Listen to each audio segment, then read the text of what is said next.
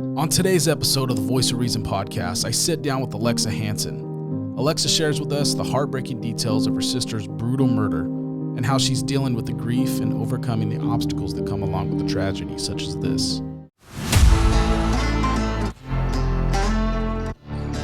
Alexa Hansen, how you doing? I'm good. How are you? Yeah, thank you for coming out.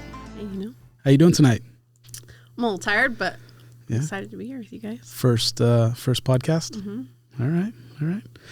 So for those of you who don't know Alexa, some of you guys might recognize her. She is TikTok famous. She has 11 million views? On one video. On one. She's not bragging or anything.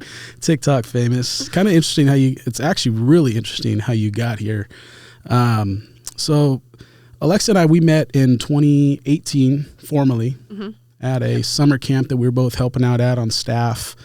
This was after we lost one of our childhood mentors that we had together growing up, going to his youth camps, and he passed away unexpectedly, and Alexa and I showed up to help the family out, putting on that first camp.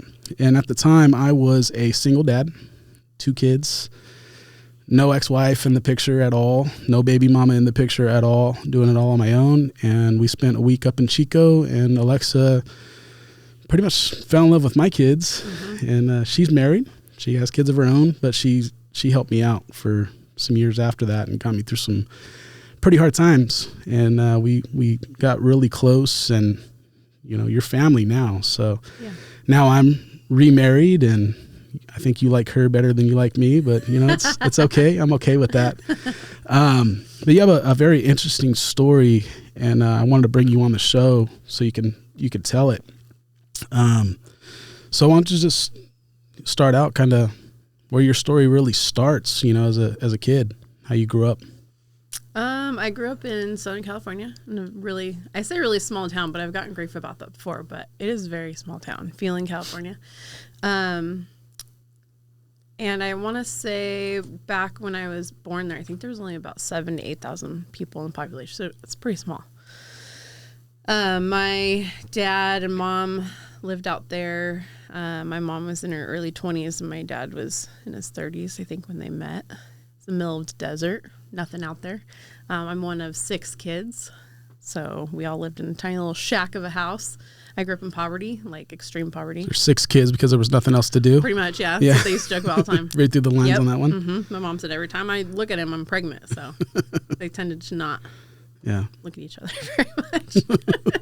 They looked at each other at least 6 times. They were both, I say they were hippies. They were very into drugs, and they never got legally married because they didn't believe in the government or any, they're watching us, that whole kind of thing. Yeah.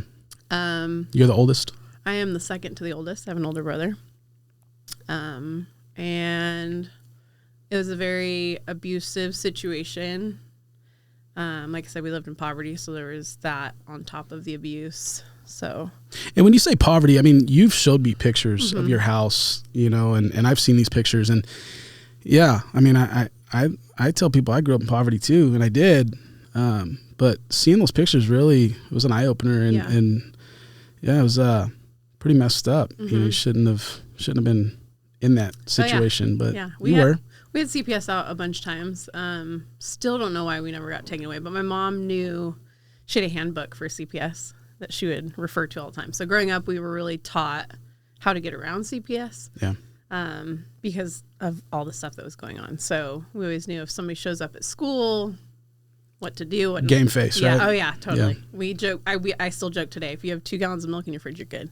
That's kind of like the thing, And even sometimes when you don't, I mean, because I should have been taken too, and we didn't have 2 gallons of milk. We didn't have electricity half the time, but exactly. Yeah. But we didn't have a fridge most of the time. We didn't have carpet. I mean, we didn't have insulation in the walls. We didn't have a heater. I mean, It was good times. Fun times, huh? And so as you got older, what happened with your parents? We ended up moving up to Northern California. My dad got a job offer up here. To better pay and all that jazz, because we were always on, welfare and all of that. So coming up here was supposed to be better. So once we moved up here, though, the abuse did stop just because it was more populated area, so it was a lot easier to get caught in things. So we definitely got along a lot better, did have a little bit more money. So we had a nicer house. Sacramento area? Yeah. My youngest sister was actually born here. So there was 5 of us that lived down there. Yeah. And then she was born up here, makes 6 of us. But me being second oldest, I pretty much raised most of them from early on, since my parents were just absent all the time with drugs and alcohol and all that fun stuff. But my mom, she was one of those high functioning drug and like drug and alcohol parents. She was on the PTA, and you just never really would have known unless you like lived with her. Yeah. Yeah, my dad was the same way. So yeah, and I remember, when you and I met. I mean, we had met off and on growing up, but when I say we met, when we first became in passing, yeah, we met in passing exactly several times. But after 2018, after hearing, kind of sharing your story and me sharing mine, there was a lot of similarities, and I think that's kind of where we realized that we're kind of cut from the same cloth and had very similar upbringings, very different in many ways, but very similar. I had to take care of my brothers and stuff growing up, and you became a sister mom, to your siblings. Yeah. And so, I'll let you keep going. Well, we were all homeschooled. So like I said, we were very tight. And I took care of my siblings for the most part. And then my dad got sick. He got pancreatic cancer. And then I think I was 17 when that happened, and he lived 3 months after diagnosis. So he died pretty fast. And then my mom, she got diagnosed with cancer, I want to say about 9 months after that. So she lived about a year after my dad. And by then I was 19. And so I adopted my 4 younger siblings at 19, 20 years old. And my little brother was 16. And then my middle sister was 15. And then 12 and 8 were the age ranges of my younger siblings, my younger sisters. My little brother, he lived with me for about a year and a half, 2 years, because as soon as he turned 18, he moved out and he got married right after that. And then my middle sister, she went through a hard life, Ari. She started kind of getting into crazy stuff when my mom got sick. Yeah. And when my dad got sick, really, she just... there was abuse that she endured, that her and I both endured when we were younger, and she never got help for it. She never got therapy for it. So it just it really messed her up. So she fell into drugs and alcohol, kind of same thing my mom and dad did, and she just wasn't able to get out of it. So she went down the wrong path. So when I had her, she was in and out of juvie a lot. She just was running with the wrong crowd. And then my 2 youngest sisters, they were, like I said, they were youngest, so they were 12 and 8. So they were... How long ago was this? This was in, 20... Shoot, I can't even remember, like, the actual dates, because I was 19, 20. I'm 37 right now, so... Yeah, so 8 years ago. Mm-hmm. Okay. Long time ago. Long time ago. Yeah. So, but my 2 youngest sisters, they were like perfect kids. They were really good, but that's because I really raised them, especially my youngest sister, because she was only 8, but she was like mine. Yeah. Because she was born when I was like 14, so everybody thought she was mine. I had her with me all the time. So. And that must have been pretty hard, because you were starting out, your adult life and starting a family and everything else, right? Mm-hmm. So you were helping your siblings out while you were married at this time. I was, to my first husband. Yeah. Yeah. And living life and trying to start out, it's hard, as a 20-something, and, you said, or you're 19 or whatever. Mm-hmm. Yeah, I get that. I've been there. It's a cruel world sometimes, trying to do that and trying to juggle everything, kind of where did this journey kind of take you from there? Well, I went through, like you said, I was really young. So at 20 years old, raising 4 kids, and especially with my middle sister and all the strife and stuff the stress, I should say, that she would put me through. It was tough. It was really tough. So I got married when I was 19, verge of being 20, to my youth pastor. And we were married for about a year, and then we divorced. So then I was a 21-year-old going through divorce with 3 kids, 3 young girls, 2 of which were in high school, and one was about to go into middle school. So if anybody knows raising daughters, how hard that is. Yeah. How many times have I called you as a single dad going, Alex, I need you because Exactly. my daughter is, So what's funny, and I'll break off here for a second. So Alex and I, became really good friends, like I said, and a lot of my relatives I don't talk to a whole lot, but I bump into, and we've been at family gatherings, and I'll invite her and her family over, and we joke around that we were husband and wife at one time. We never were, but when she took my kids on, that was the running joke. Yeah. And I have an aunt who's our matriarch of the family, and she was looking at me like, that's not your ex-wife. Who? It's just kind of funny. But my kids joke around, and they say, that's their real mom, and it's pretty cute. It's fun. But I've had to call you a lot over the years, especially dealing with Allie, and going, hey, you better come get this girl because I'm about ready to, she's gonna end her life or lose her life real quick, So you've talked me down off the ledge several times, and I appreciate you. First off, you've been a lifesaver for me in many ways. But get back to your story. So. Well, it's because I got lots of experience, like I said, with girls, especially hard times with teenage girls. So God's already kind of put that under my belt for good reason, I think. But so it was a very stressful, crazy time. I got through it, and then I met my current husband. Mr. Miles. Crazy guy over here. Yeah. He's all right. Yeah. He's sitting in studio with us right now. Sitting next to my wife. When I met him, I told him that I didn't want a relationship. I have just gotten out of something. I have all this bag and crazy stuff going on in my life. But I don't know. We just kind of clicked and fell in love. So he's never left my side since. So we've been together for 15 years now, and he's been the Sybil dad to my siblings.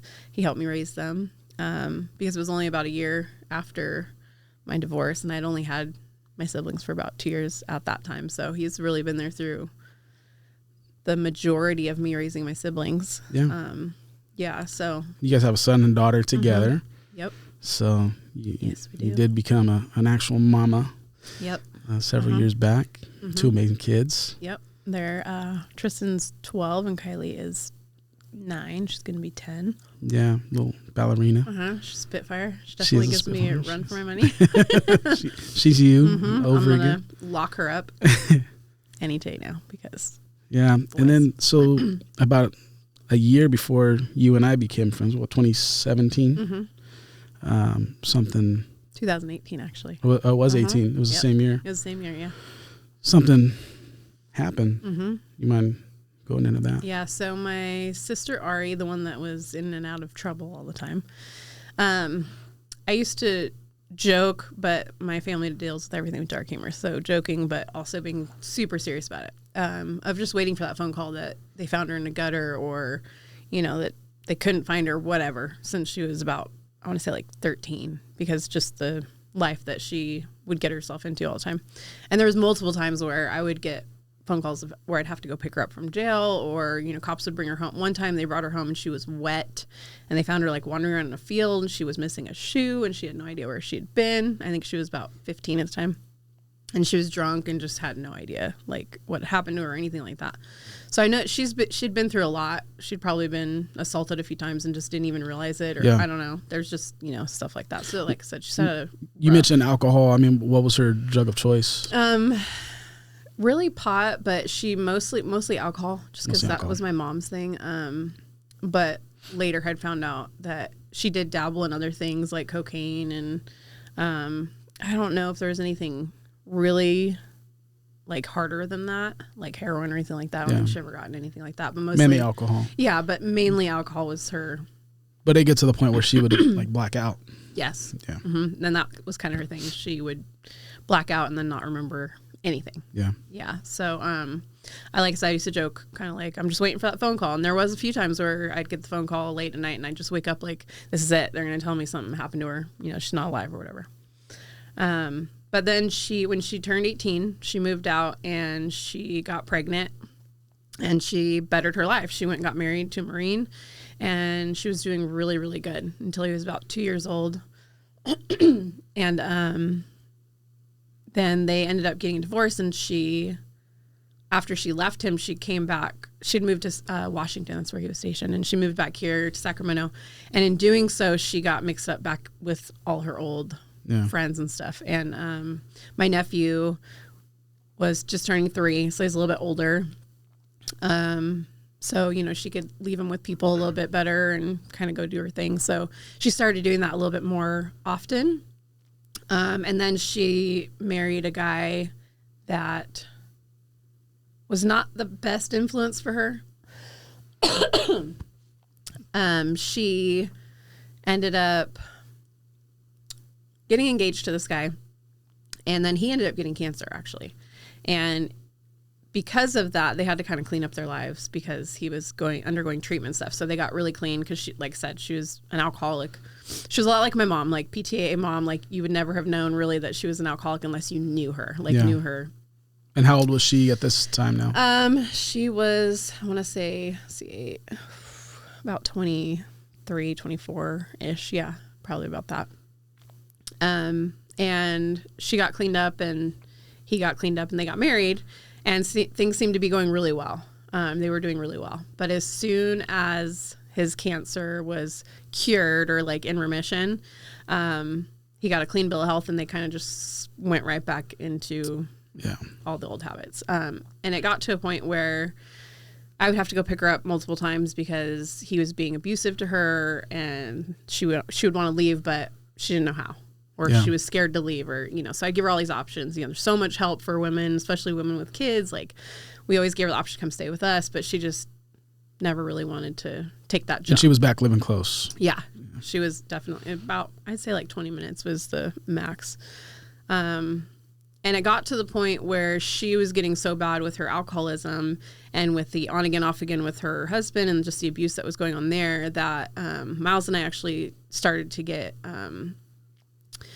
into foster care so that we could get, just in case anything happened and that he got put in the system, that we would be able to easily adopt him or at least foster him until my sister got better.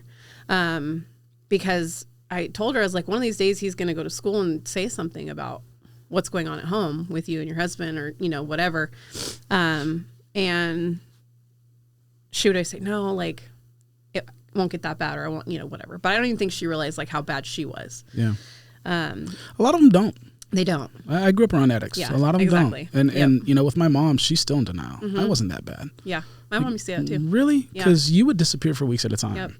And you'd take off, and we had a running joke with my mom, that she would leave to the grocery store for a loaf of bread, and she'd come back 3 weeks later with a new boyfriend. The only problem was she left us at home with my dad, her husband, and then she'd be gone for months at a time or weeks at a time. And so that's just the mindset and the life of an addict, unfortunately. Yeah, exactly. And the thing was that she loves her son. Like that it was like her everything.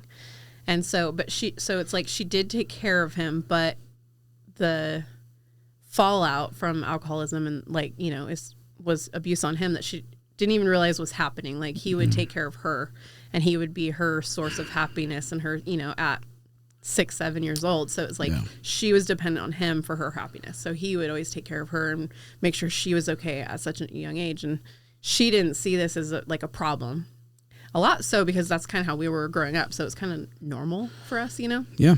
But I saw it. We saw it. And there were so many times where I was like, this is not okay. And I would tell her, like, he's going to get taken away one of these days because you're not healthy. You're not well. And you could see it too. You could see her health starting to deteriorate.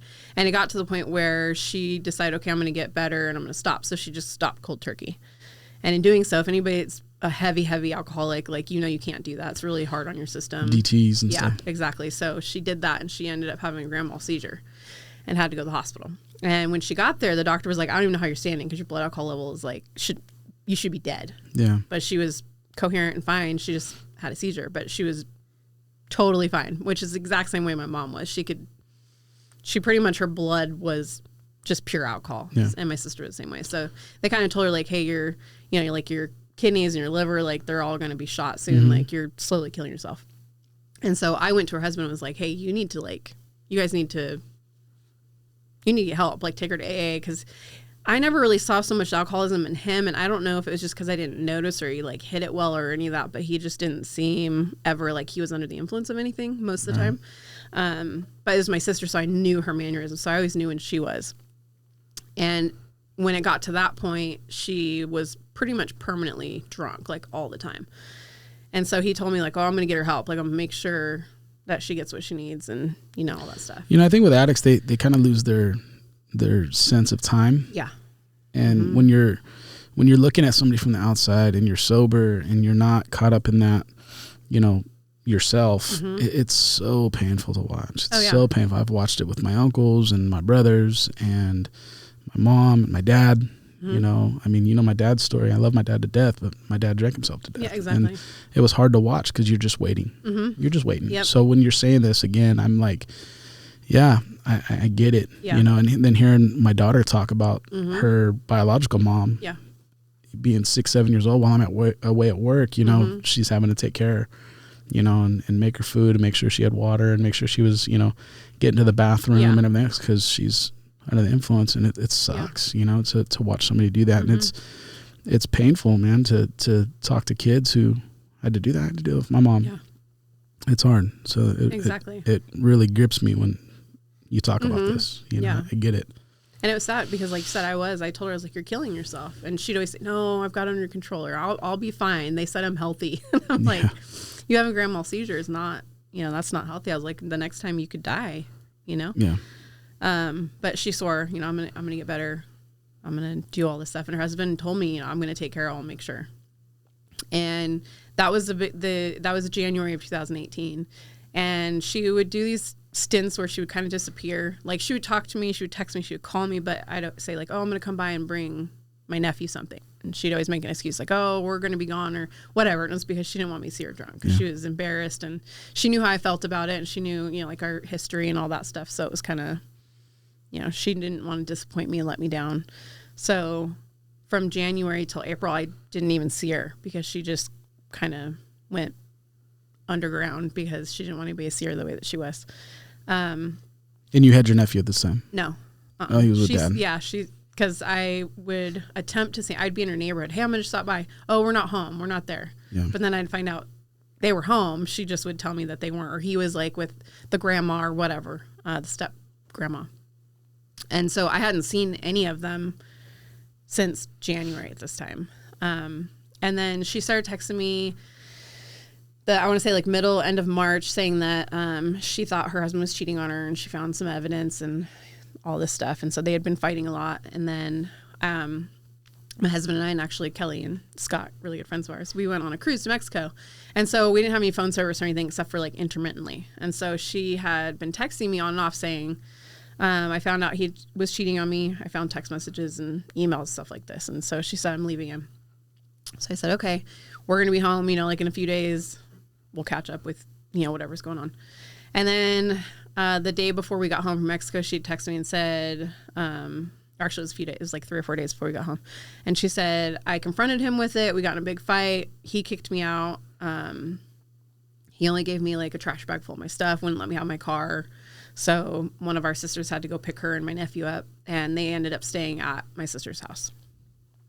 And so I told her, okay, well, Easter's coming up. It was the weekend that we were going to be home. So we got home on Saturday. Easter was on Sunday. It was on April 1st of 2018. And we had made plans. I was going to go pick her and my nephew up. And then the following day, April 2nd, she was going to be going down to Southern California to stay with my cousin.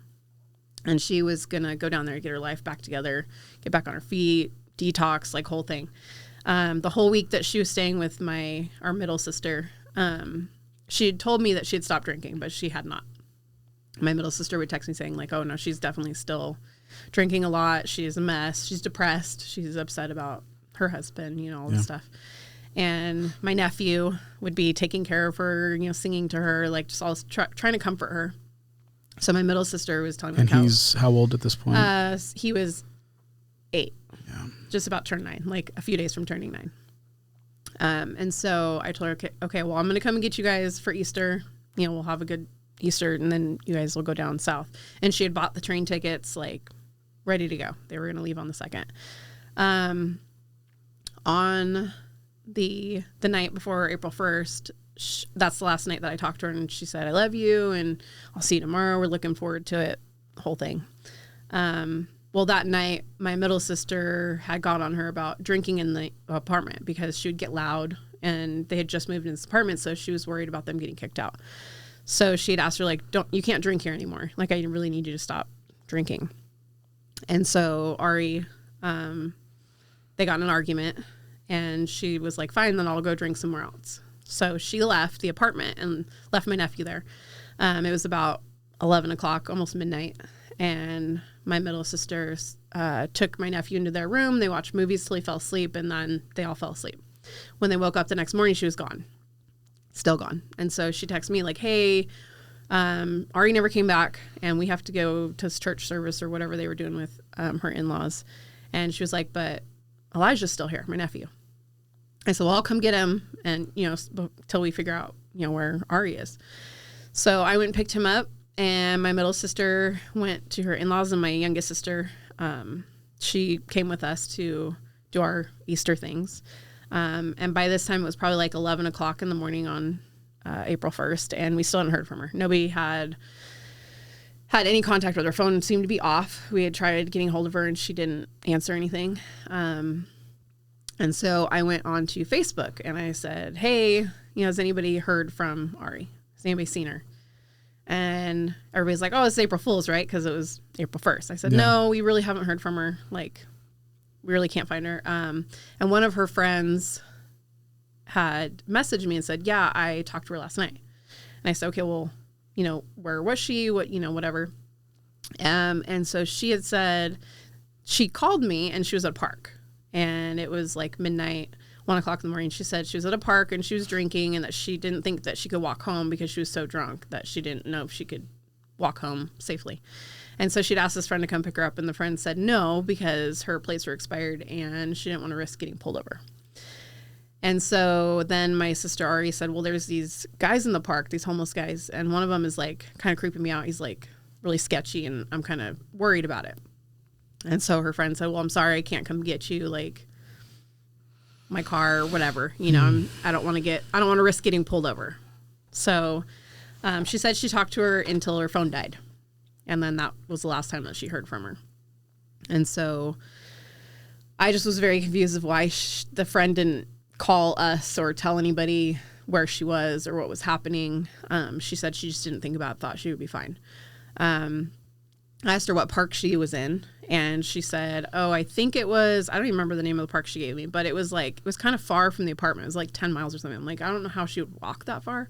Yeah. But then when you're drunk and you're just kind of wandering, maybe. So this is in Sacramento. Yeah. And so I ended up calling the police and reported her missing because I had said, the last person talked to her at this time, and her phone died, and she said she was in a park, and it was, there was some guy that was creeping out or whatever. So they did a missing persons report.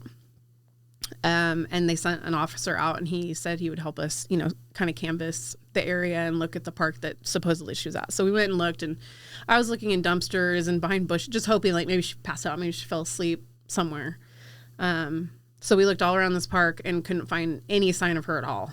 And by this time it was probably like 3 or 4 in the evening. It was starting to get dark. So we just kind of were like, okay, we'll call it night because it's getting dark, and we'll just start looking again in the morning. This was on Sunday. And so the officer said, we'll put out her picture to the officers, and, she's reported missing. So, okay. Then when I got home that night, it was whatever time the news was on that night. I don't even remember. It was probably like, I don't know what time the news is on Sundays. It's usually earlier, like probably 9 or something. And there was a report about a homeless woman that was found in a abandoned trailer, like in a trailer park, and that she had died in this fire. And it was the trailer was actually like across the street and kind of catty corner to the apartment that my sisters were living at. And somebody that's like a brother to me, he called me and he said, did you see that news report? And I said, yeah. And he was like, do you think that could be Ari? And I was like, well, how would it be her? Because 1, she's not homeless, and 2, how would she get into an abandoned trailer? Like, how would she even know about that? So I just kind of was like, I don't think so. And they didn't have the identity of the woman because they said that her body was burned beyond recognition. But there was just something, I don't know, there was just something, I don't know if it's intuition or if it's God, but I just felt like she was gone. And I just felt in that moment when I watched the news report that was probably her. But without knowing it, like, how could it be her? There was like so much, there was like questionable, like, how would she get there? Why am I feeling like this? Yeah. And so it was just kind of, but I just felt almost not a peace, but just like that she wasn't with us anymore. Just kind of like there was like a feeling of like, I don't think she's here anymore. Not only that, but she would never leave my nephew, who I had with me at the time. She would never leave him by like longer than 24 hours without saying like, hey, I'm not going to come back until this time, or like, this is where I'm going to be. She would never do that. Even through all of her drunken anything, she had never left him like unattended ever, without knowing like, hey, this person knows that they're watching him or that they're going to have him for this period of time ever. So that was my biggest red flag, was like, she would never just disappear. So I already knew like something was wrong. Either she was like tied up somewhere or she was in a bush somewhere, like, but something was not right, because she wouldn't just disappear. Especially like she had her phone, but she never charged it. So, you know, if she's on a couch or something, like, somebody's going to have a charger. Yeah. And so the next morning, I printed out some flyers with her picture on it, and she had very specific tattoos on her body. And so I printed out like a picture of her back tattoo, because it was very extensive, and put that on the flyer as well. And I got to the park that was across the street from the apartments. It was Brock Park in Sacramento. It's off of Watt Avenue. If anybody knows anything about Sacramento, it's a really bad neighborhood. Watt Avenue is not a very good area. It's very transient. There's a lot of sex trafficking and there's a lot of drug use. It's not good. So already you're not in a good neighborhood to be walking around. And she was very petite, very small, beautiful woman. And so her walking around at midnight, 1 o'clock in the morning drunk, and just doesn't play out right. So I kept not hoping, but that maybe she did get sex trafficked, so then she's alive still. So as I was driving towards Brock Park that morning down Watt Avenue, I just kept watching every woman that would walk by, and I'm like, just hoping like that I would see her, face, that maybe one, that she'd just be stumbling down the street with some, guy or something that was trying to pimp her out. And so I was looking everywhere. And I got to the park, and when I got out of my car, I had the flyers in a box, so you couldn't see like what was on there. And previously, one of my sister's friends had just printed out like some pictures of just her face and put a couple up like at the park, or like really, really early that morning before I'd gotten there. So when I got there, I got out of the car, and this man approached me. He was a homeless man. And, he came up to me and he said, "Hey, are you her sister?" And I was like, I don't even know how we would even assume that. But, I said, "Yes, I am." And he said, "Well, I was with her that night." And I was like, "Well, how do I know that you were with her?" Because I'm thinking, well, you're homeless. Maybe you're looking for a reward or, something like that. I don't know. And so he was like, well, she came and she sat down and she was drinking, and she had a bottle, and she was telling about her life story. And he was like, and she showed me her tattoo. And so I said, "Well, what was it?" And so he said, "Oh, it was like a man and a woman, and there's a tree scene." And her tattoo was on her back, and so she had a jacket on when she left. So I'm like, obviously, if he knew that detail, then he obviously was talking to my sister, because we hadn't put out any pictures of her tattoo yet. So I knew, okay, well, at least this guy... It's credible. Yeah. And so he said, I was with her that night. She came to the park. She had her purse, and there was money in it, and I could see the money. And so he said, I kind of pulled her aside, like, hey, in this park, like, the people in this park are not good, and they will do anything for money. He was like, it's not about sex. It's not about any of that stuff. He's like, but money, they will do anything to get that. So you need to put that away. Like, I can see it. So I know that if somebody else in this park comes up, they're going to be able to see that. So he's like, put it away.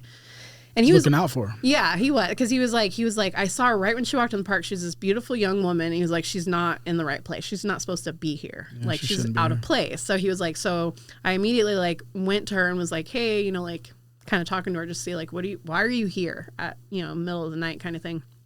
And he's like, I just was worried about her because she was so young, and, bad things happen to people.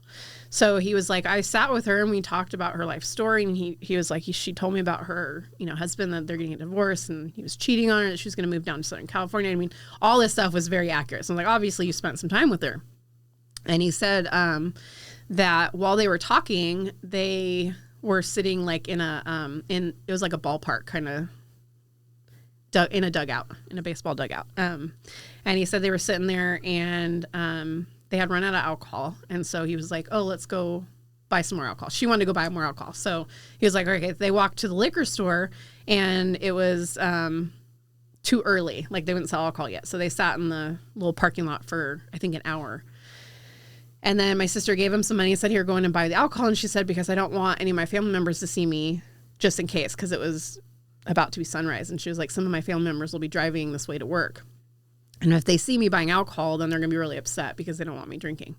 So he went in and bought the alcohol, and then they left together. And then he said they went back to the dugout, and they sat there for a little while longer. And then this other homeless man came up and started talking to them. And he had said this guy had been in the park all night. Periodically, they had seen him.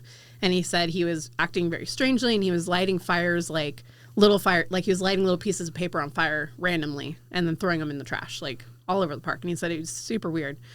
But he said he had known this guy from like previous interactions with him throughout, like, I want to say the last year or whatever, that he was a transient man that would come and go, but he wasn't very liked in the homeless community. And he said, we're a very tight community, the homeless community. He's like, there's some of us are really bad, some of us are good, and we're just, drug addicts and alcoholics that just we prefer being out here than, in home. Yeah. I mean, working in law enforcement for years now, I've seen several of these camps, and a lot of them look out for each other. Yeah. They're not all bad people. A lot of them have vices and stuff, but, they really do. They look out for each other, and they protect each other. They provide for one another. They drink together. They do the drugs together, but they look out for each other. Exactly. Yeah. So, and he said this particular guy, like, he was not liked, that he had been known to be abusive towards women, and that's something that they didn't, take kindly to. And he said that's why he was sitting with my sister, because he just was worried that she would get hurt because she had this money and, stuff like that. And he said, but this guy just kind of kept coming up to him and would walk away, not really say much. And then at one point he came and sat almost not indirectly in between them, but kind of like in bleachers. And he sat like in the bleacher behind them, but kind of in the middle of them. And he said to the guy, hey, why are you cock blocking me? And he was like, that was very odd to me. He's like, because I was just sitting there talking, or just friendly conversation. There was no he was like, it was very odd to me that he would say that, because he's like, we were just sitting there, sharing a bottle, just talking. And he was like, kind of looked at him like, why are you sitting here talking to us? And why would you come and say that? He's like, it was very odd. He said in that moment, he just kind of was like, whatever, and just ignored it. And him and my sister kept talking. And then a few minutes later, one of his other homeless friends had come up, and he said that, I want to say a week prior to this, his bike and like his trailer that was attached to his bike was stolen with all of his stuff on it. And his friend came up and was like, hey, we just found your bike and your stuff. And so he's like, it's over here. I'll take you over to where it's at. And so he was like, so I, not even thinking about it, he's like, I jumped up, I was like, oh, I'll be right back. I'm going to go get my stuff. And so he's like, I walked away from your sister, and I was gone for maybe like 10 or 15 minutes. And he's like, and when I looked back, she was leaving with this guy, the one that was super creepy and being all weird. And he was like, and I was just thinking, like, why would she leave with him? He's being super weird. And like, she was intoxicated at this point. Exactly. And she was very intoxicated because she had already gone through a bottle, and they had bought another one. And so he was like, but what am I going to do? He was like, I don't even really know her. And so he was like, I didn't chase after her or anything like that. He's like, but they were walking towards the neighborhood where the trailer park was. And when he said that, I just kind of was like, okay, there was that fire there. And then he said, and I know that there was a fire there in a trailer on that night. He said, but I don't know if it was your sister or if it was my friend. And he said, because my friend was squatting in that trailer, and she was a homeless woman. And on the news, they had said, oh, it was a homeless woman that had been squatting in this trailer. And so I was like, okay, well, then it can't be my sister. Because again, why would she even be in that trailer? And how would this guy know? It's just so much like, how would this be? And he said, well, the woman that was found in the trailer, he described her to me, and she was very similar looking to my sister. She had tattoos, and she was about the same build and height, around the same age. So he was like, so I don't know if it was my friend or your sister. And he's like, I'm hoping that it wasn't your sister, but I'm also hoping it was my friend. And he was like, so either way, it's a loss. Wow. And so I can't even imagine the confliction. Yeah. And him telling you exactly. this. Yeah. And he was like, because I spent, a few hours with your sister, and even just in those few hours, she impacted me. He was like, she was like a light. She was just, even though she was like going through so much. She's like, she made me smile and we laughed, and like she was still, you could still see the joy in her eyes. And she talked about her son, and you know that she was she had plans. that she was gonna spend the holidays with her family, all this stuff, you know. And he was like, and so she really like touched me just in those moments. He's like, so I hope it wasn't your sister, because she was just, you know, like a good person, you could tell. And so he said, well, my friend told me that she was going to be leaving to go be with her family on Easter. He's like, but I don't know if she ended up going or not. So if she did, obviously she wasn't in the trailer. He's like, but if she didn't, then she would have been in the trailer because she was living in there. So he was like, again, I don't know. He's like, but I wanted you to know information because there's a possibility it could be her. He's like, but the guy that she was seen with, his street name was Wu. And he said, so Wu was known for, again, being abusive towards women. And I guess he had previously like kidnapped a woman or like took her against her will and like had her in his apartment for like a week or something. And so he was like, I can give you that address. Maybe you guys can go check that out, or, you know, whatever. And so my brother-in-law and future brother-in-law, they were like, well, we're going to go check that out and kind of see, you know, if that holds any weight. In the meantime, I was calling the coroner's office to try and get some information. Because I felt like it was her that was in the fire, but I didn't know for sure. There was no solid anything, because we kept getting kind of like well, it could still be this homeless woman. It could still, you know, we don't know. So I kept calling coroner's office like, hey, I'm just trying to get information on this body. And originally when I first called, they were like, well, we can't do an ID on the body because she was burned beyond recognition. I was like, okay, well, I have DNA. I have her son's DNA. We have her hairbrushing. There's all stuff that we could run. Because I'm sitting here thinking, well, we're going to be looking for her for months until they ID this body. If it's burned beyond recognition, all they can do is dental records or DNA, right? So I was calling to try and offer that up so that we could rule it out. And they gave me the ID number, like the tag number for the body. And they were like, well, the person's not in today. Call later, whatever. So I probably called like 4 times on the 2nd of April and didn't get any answers. And then the night of the 2nd, someone who's like a brother to me, he went out to the trailer park, and we were like, well, maybe they had surveillance cameras out there or something that we could find to see if she was the one that, you know, walked into the trailer or whatever. So he went out there and he went to a bunch of the neighbors' houses that lived around the trailer that had burned down. And in doing so, he found a couple of the neighbors that had cameras, but they were not working for whatever reason. Of course.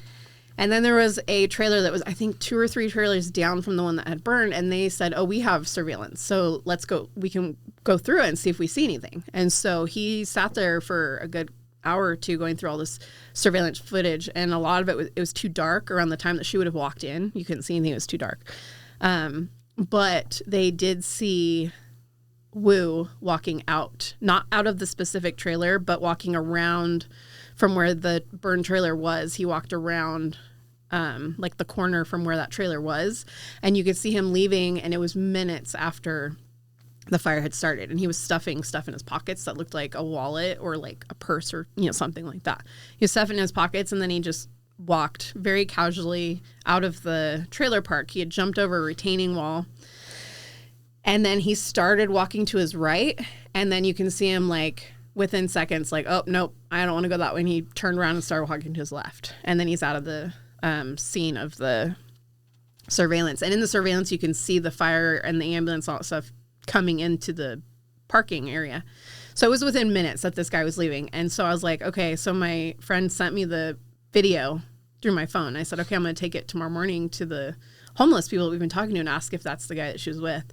So, and in the meantime, we contacted the fire detective that was on the case and said, hey, we have this video, the surveillance. Because during this whole time, every time I would talk to one of the police officers or detectives, they would all say, it wasn't your sister. She was not the one in the fire. It was this homeless lady. We already know it was this homeless woman that was there. Your sister's probably wandering the streets, still drunk. Right. She's probably on somebody's couch. And I kept telling them, like, no, like every person that she knows, that we know, that she knew, they haven't seen her, haven't heard from her. I have her son. There's no way she would leave for this long. There's no way that she's just drunk on someone's couch. But because of her history, they just kind of would, no, we think she's probably just drunk somewhere. So this whole time we're thinking, okay, maybe she is just somewhere, but where would she be? Yeah. If she's not locked up, chained up somewhere, like there's no way. So again, we had the lead of, oh, maybe she's locked up in somebody's apartment. maybe being sex trafficked. Maybe she was in this fire. Maybe she is on somebody's couch. So we sent this video to the fire detective, and they were like, okay, well, we'll look into it, whatever. Kind of brushed off. So then on the 3rd of April, I went back to the park and I showed the video to the original homeless guy that was protecting her. And I said, hey, is this the guy? And he said, yeah, that's Wu. That's the one that she left with. And that's the one that we've seen around, the one that's been lighting fires in the park and stuff. I said, well, that would make sense if there was a fire and she was with him last. He's a pyro. Yeah. So then there was still the question of, okay, well, maybe he took her to that apartment and maybe she's locked up somewhere and maybe he started that fire. Who knows? Because we don't know the time frame of like where she was and when. So my brother-in-law and my future brother-in-law, they went to that apartment to go check it out. And while they were doing that, I called the coroner's office again and I was like, hey, trying to get information about this body. And I couldn't get through. I think I called like 4 or 5 times till I realized that they didn't open until I think after 1 o'clock or something like that. And so then I finally got through. I want to say it was like 1 o'clock in the afternoon. And I said, hey, I'm trying to get an ID on this body. I think it's my sister, but I don't have anything to go off of yet. Just some, credible evidence that I have. And so they were like, okay, what's the body number? So I gave it to them and they said, and they like paused and I was thinking, well, maybe it's because it was on the news. And it's kind of like a high profile thing now or, whatever, like. And so she paused for a little bit and she's like, yeah, let me have somebody call you back. And so I was thinking, well, maybe they're just tired of me calling because I've been calling so much. They're like, okay, it's not your sister. Stop calling. We're just going to, leave it at that, which is what I was hoping for, is that they would say it's not your sister. And then, okay, maybe she's locked up in somebody's apartment. So I want to say like 3 or 4 minutes go by and then I get a call and they were like, this is Sacramento County's coroner's office. And I was like, okay, they're calling, telling me it's not her because the way they sounded, like their voice didn't sound like it was bad news. And so they said, have you been notified yet? I said, and again, I'm thinking, stop calling, it's not your sister.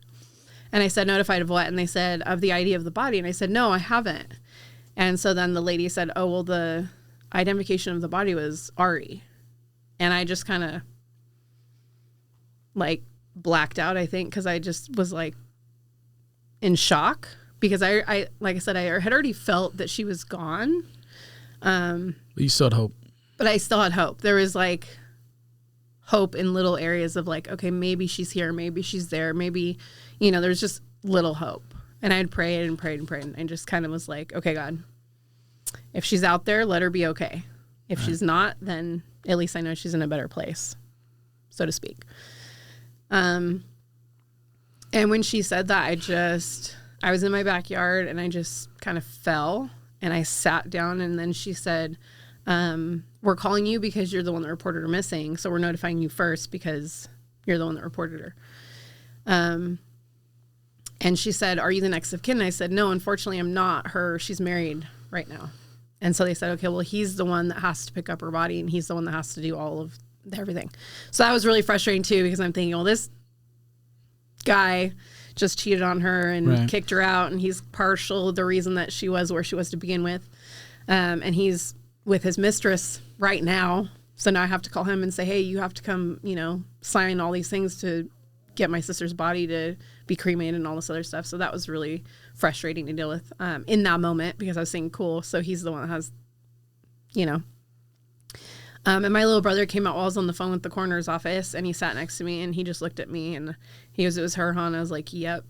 And anybody that knows me knows I don't cuss, like, ever. It's just one of my things. I just don't. And so yeah, I've heard you like say like some PG-13 swear words maybe 3 times since I've known you. Yeah. So and that's just part of, like, when I got saved, before I got saved, every other word out of my mouth was a cuss word. So it was just kind of one of my things that I was like, yeah, I'm not going to do that anymore.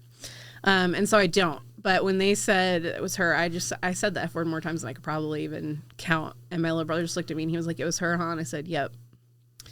And we just both kind of sat there like I said, like blank. Felt like the wind got knocked out of me. I couldn't breathe. So after I hung up with them, I kind of gathered myself and I went inside where we had some of our really close friends. I want to say like 3 or 4 of them. And then my sisters had gone back to their apartment. And so I said, okay, I have to go to the apartment to tell them before and because I knew that they were going to call her would have been ex-husband. Yeah. And I know him and his entourage. And so I was like, it's going to be all over everything and soon. So I wanted to make sure that my sisters knew before it got to them. Via Facebook or Instagram or something. Exactly. Yeah. So I headed over to me and my little brother headed over there. And on the way to the apartment, I got a call from the detective that was assigned the case. And so she was like, introduced herself, told me, you know, I'm assigned to your case. We know that you were the one that reported her missing. We're also going to call and talk to the husband and just kind of figure stuff out. And I told her, like, you know, we had talked to these homeless people. We have this video, you know, all this stuff. So she was like, okay, we're going to gather, you know, all the information that we need to get. And so then she said, you know, I'll be in contact with you. So I got to the apartment and I told my sisters that it was her in the fire. And then I want to say a couple minutes after that, I remembered that my brother-in-law and future brother-in-law were going to that apartment. And so I was like, they don't know that it was her yet. So they're still on their way to this apartment to see if she's there. So all of a sudden I get a call from one of them and they were like, hey, we found Woo. And I was like, what do you mean you found him? And they were like, well, we were on our way to that apartment and he was walking down the street. So we found him. And I said, okay. And they were like, well, in doing so, we were questioning him and he started to get agitated and was like, no, I'm not gonna talk to you guys. And he started to walk away. He's like, so we detained him. So it was three guys. It was my brother-in-law, my future brother-in-law, and one of their cousins. And they, in detaining him, they all kind of got in a fight, I guess you want to say. So the three of them beat him up, not terribly, but to where all four of them were injured in some way. Not terribly bad, but they had some injuries. And so during this fight, this altercation, somebody had saw it happen and they had called the police. And so they were like, we're sitting here with the police on the curb in this location. So we need you to come here. So I said, okay. So me and my little brother get in the car and we drive over this location. And the detective called me. I can't remember what she called to ask me, but I said, hey, while I have you on the phone, I'm on my way over to this location where my brother-in-law and this guy that apparently was with my sister is right now. And they have him detained, like the police are there. And so she said, okay, we're actually at the scene of the crime. And so, which was only about 5 minutes from where they were. She's like, I'll meet you over there. So I was like, all right. So I get there. And when I pull up, there's like 4 cop cars. My brother-in-law and future brother-in-law and their cousin are sitting on the curb. You can see they're noticeably, marked up a little bit. Just shoveled. Yeah. My brother-in-law had like a bite mark on his shoulder and he had like a knot on his head. And then Woo, the guy that was with my sister last, was like leaning up against one of the cop cars, not in cuffs or anything, just sitting there. And I just looked at him because I'm like, nobody here except for me and the detective know that my sister's dead, that she was the one in the fire. And I was just staring at him like, I know that you killed her. Like, I know that you're the one that did this to her. And you couldn't say anything. And I couldn't say anything. And I just was like, I don't hate people, but the anger and hatred I had towards this person at that time was just, I can't even like describe the feeling of like wanting to hurt somebody. Can't even imagine. Yeah. So I was a little like not happy that they got a couple knocks in, but I was definitely not mad about it. Wasn't enough. It was definitely not enough because, like I said, he was still standing. Yeah. So I'm glad that I wasn't there because I probably would have went to jail for sure. Yeah. Like, absolutely. But they didn't know that it was her. And I know that if they would have known in that moment that she was dead, he probably wouldn't be alive either because it was 3 of them against him. And they already had enough feeling about trying to find your sister that, they did what they did. Yeah. I can't even imagine if they would have known for sure. Exactly. Yeah. Yep. So I pulled up and the detective pulled me off to the side and the fire detective was there as well. And she said, we know that he's a suspect. We got the video that you sent. And we are looking him as the one that killed her. They said, but we don't have enough physical evidence right now because it was a fire. And so that everything was burned. So she was like, so we're trying to gather that to be able to charge him and arrest him, but we don't have enough right now. And she was like, so your brother-in-law and his friends could potentially ruin this case if they don't leave him alone, which was really hard too, because I'm like, you have him right here, and we all know. But I mean, that's what happens in law enforcement. Yes. I've been there so many times where it's like, I know it's him or her, but I can't prove it yet. Yes. And I have to connect the dots. Yep. And yeah, I've been there a few times, and it sucks. And I've had to tell people the same thing, like, hey, let us do our job. Yeah. This isn't your timing, unfortunately. And in doing that, growing up, I always had such a distaste for cops just because of CPS and all that stuff. So I always had like you don't help kind of thing, like you're not helping anything. So I always had this kind of like thought in my head of like, you guys aren't helping. You're not going to help, So talking to them, I was like, but are you going to do anything? Because this whole time you've told me it wasn't her. And this whole time you guys, haven't helped us at all. Like we went and did all of it ourselves. Like we investigated, we talked to these people. And so, but then the fire detective looked at me and he said, I will find evidence, but you have to let us do our job. And I said, okay, I'm trusting that you guys are going to, do what you need to do. And I said, and so they looked at me and said, keep these guys under control and keep them away from Wu until we have enough to arrest him. I said, okay. And she said, we're going to take him down to question him right now, but we're probably going to have to let him go because we don't have enough evidence yet. And that was really scary to me because, again, he's a transient. He's homeless. So it's like, where's he going to go? Yeah. It's like if you let him out on the streets, he could disappear easily. He doesn't have anybody to keep him accountable. I mean, he could disappear. There's no anchors. There's nothing, And so I was like, all right, I'm going to trust in what you guys are doing. And I want to say not even a week. It was probably like 3 or 4 days later that I got a call from the Sacramento DA's office. And they said, hey, we need you to come down. We need to talk to you about this guy. And I said, all right. So when I got there, they said we did arrest him, but it was on previous probation charges. So they were able to arrest him on just that.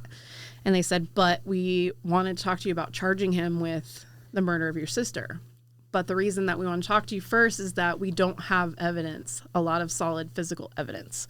And so when we go to trial, we usually want to make sure that we have enough evidence going into that pretrial that we're like, yeah, this is definitely, like, he's going to get guilty. DAs don't like to take on cases that they don't know for sure is a slam dunk case. People get so frustrated with them. And I'm playing devil's advocate here. It's frustrating for us too as investigators, right? Because we do all this legwork, and sometimes the DA just goes, "Yeah, we just don't have enough. Yeah, we don't have enough. They don't want to tie up the courtroom." Yeah, exactly. So you got a phone call from the DA. Yeah, from the DA. So they had me go down to their office, and they wanted to know if I wanted to proceed with charging him with murder. And they said, because we're kind of 50-50 because all the evidence is burned, gone for the most part. So he said the chances of us getting a conviction is kind of 50-50, and we don't like to go into trial like that. We like to have a little bit better odds of like, hey, we have some really solid evidence, like we're going to be able to put this guy away. And they said... And I hate to put a dollar amount to this, but I mean, you got to think like them. They're spending the taxpayers' money. They're accountable for that. I get it. Like, I get it. I don't want to get it sometimes, but I understand it. So a trial like that's going to cost millions. Definitely. And they said the majority of the evidence that we have is the witnesses, which are homeless people. And we may or may not be able to get them in here. They might disappear. I mean, it was a lot of ifs.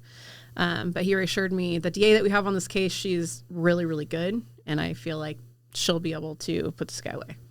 And so I said, well, then let's do it, because I don't want him to be out roaming around and do this to somebody else.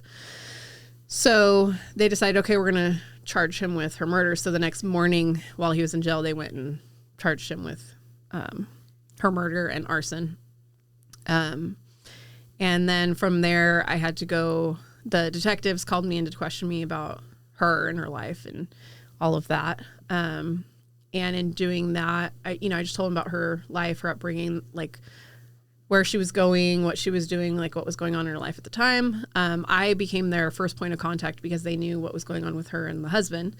And so even though he was the next of kin, he was not their main contact for anything. So anytime they had any new evidence, any new questions or anything like that, it came to me first. They kept him not so much in the dark, but pretty much in the dark because he didn't know a lot of anything that was going on. And they had told me, since I knew everything, since we kind of did our own footwork and figured everything out begin with. They said, we don't want you talking to anybody. So unless the people that were with you that know everything, they're the only ones that can know any of this stuff because it could ruin our case. Mess up the case, yeah.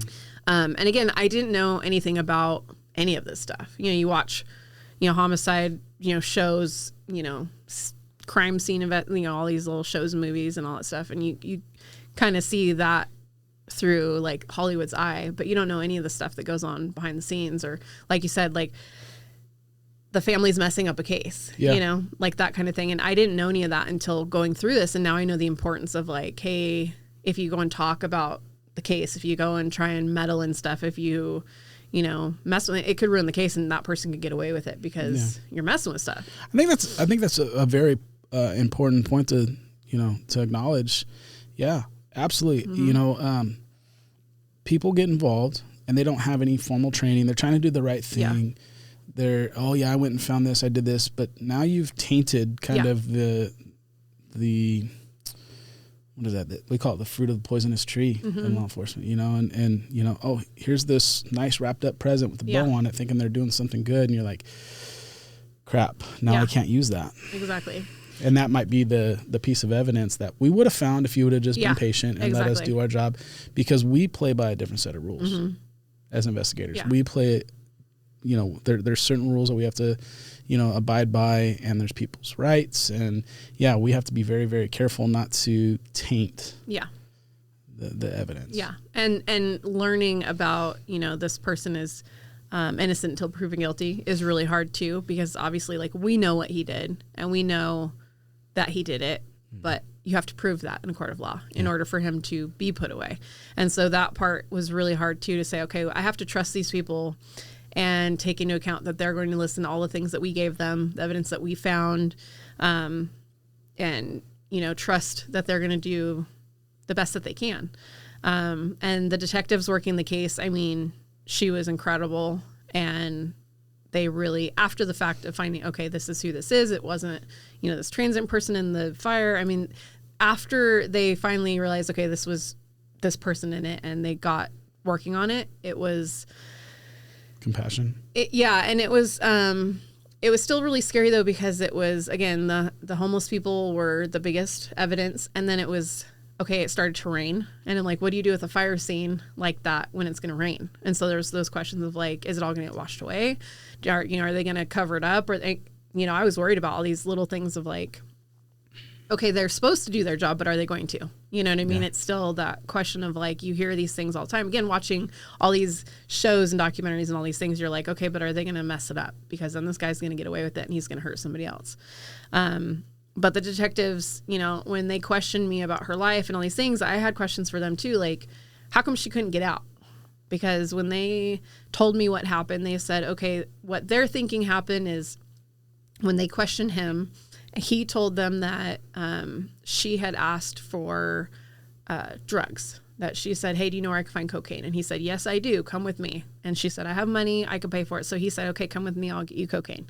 So he said that they went back to the trailer and that he got her the cocaine and they partied and they had relations, and then he left. And he left her there. She was asleep. That's what he said happened. What the detective said that they think happened is that he lured her back to the trailer and that he drugged her and then had relations with her, and then realizing she's not a transient and that people will probably be looking for her, and I just assaulted this woman. What am I going to do? And now I got to get out of this. So they think, okay, then he started the fire with her still in it and then left. Because of the way that he was seen in surveillance walking out, he was very nonchalant, didn't care, he just kind of walked away. And like I said, it was within minutes that he was walking away from the trailer. And they said with the witnesses that they had, when he jumped over the retaining wall, when he went to walk right, the man that was with her, I call him the good homeless guy, he was the one that was standing to his right. And so he had seen him, and that's why he turned. Yeah. And he was like, oh crap, this guy saw me with her. I can't go over there because he's going to ask like, hey, where did she go? Yeah. And so he turned around right away and he walked away. And later that day, another homeless woman who was across the street, she had seen him later that day walking down the street, and he had dropped something. Or like when he jumped over the retaining wall, she was there across the street and he had dropped something. And after he walked away, she went and picked it up, and it was cocaine. and she found like the little baggie and said it was cocaine. So she was another witness. And then the guy that found the bike trailer, he had seen my sister walking away with the guy. So there was I think 5 witnesses altogether. So it was the guy that found his trailer and his girlfriend, the good homeless guy, and then this chick. So I think there's 4. That placed your sister with him. And had seen like certain things. Because the girl that was across the street that was transient, she never saw my sister with him, but she saw him jump over the retaining wall and saw him drop the cocaine and saw him walk right and then walk left, which corroborated with the video that they had seen with him jumping over and everything. So the detectives were kind of like, that's what we think happened, you know, that he stole her money and her wallet. Her cell phone was in the fire. So they found her purse and her cell phone. No, they did not find her purse. So they never recovered her purse or her wallet. But we know that she had it because everybody that had seen her saw her purse and her wallet. Saw the money and all that. Yeah.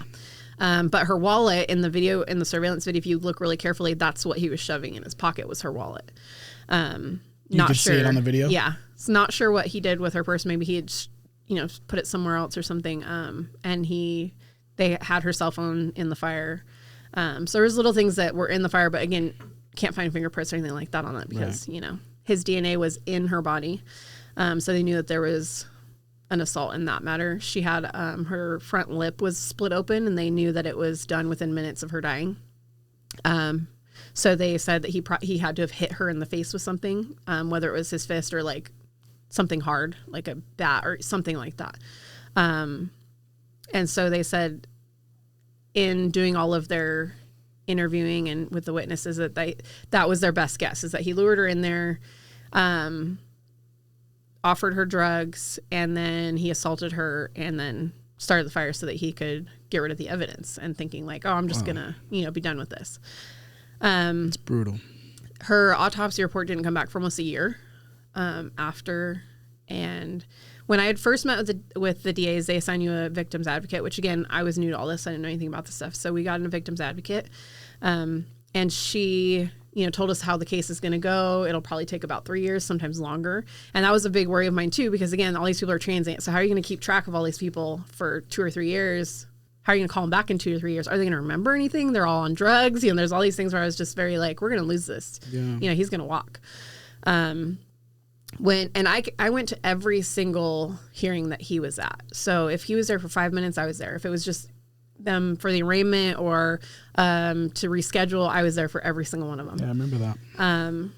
So there was times where I would go to court and I would sit there for 2 hours waiting, and he'd be in the courtroom for maybe 5 minutes. But I wanted to make sure that he knew I was there. I wanted him to see me.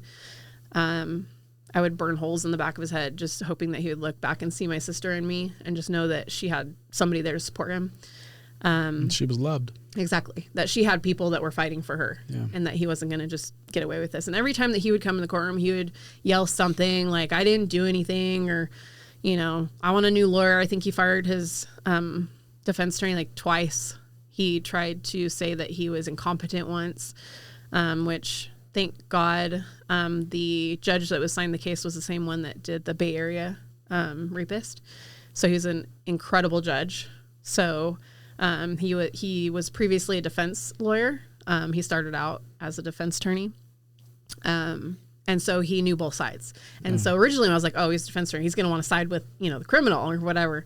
But not always. Yeah. I have friends that are defense attorneys. I give them crap. Exactly. But they're a necessary evil. Mm-hmm. Absolutely. And the DA was like, no, that just means that he'll be fair and that he'll do this right, so that if he goes to appeal, then, at least everything got done right. It's good for you. Yeah. And so there was those moments of like, oh, but, there's this or that. And there was just so many moments of like, he's probably going to get away with this. The autopsy came back about a year later, and it showed that she had cocaine in her system and that she had GHB in her system, which, if you don't know what that is, I mean, you know what it is, but it's state rate drug. And when I had asked the detectives why she couldn't get out, I said, was she tied up? Was she bound? Because I know my sister, and she could have the blood alcohol level she had, she could still get up and walk. Like, I already knew that. It was far beyond any normal person's blood alcohol level should be. Which, just the blood alcohol level, they said, she probably wouldn't be able to walk with that. But I knew she could, because when she went to the hospital for a seizure, she was standing upright, and the doctor was like, well, you should be dead right now. Yeah.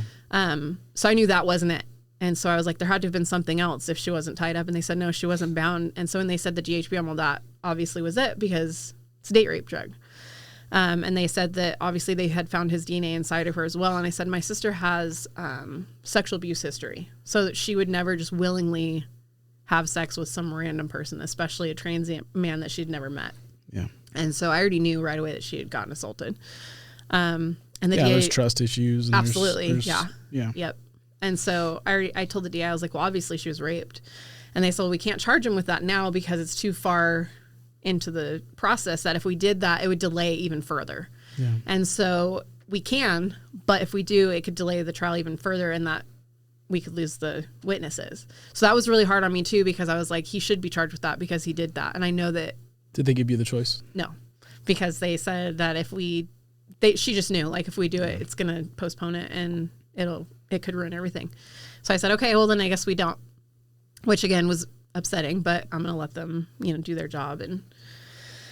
And that's when she told me about the split in her lip, and that had to have happened within that period of time. So when I painted a picture of like what happened, knowing my sister, I'm like, she probably went back to that trailer thinking, okay, he's got drugs and I want to just forget about everything that's happening right now. And he gave her the GHB, and then he probably got in an argument with her because during the trial, there was witnesses that came forward that I didn't know about that had walked past the trailer that morning and had heard them arguing. They couldn't tell what they were saying, but they could hear a woman yelling and then a man's voice.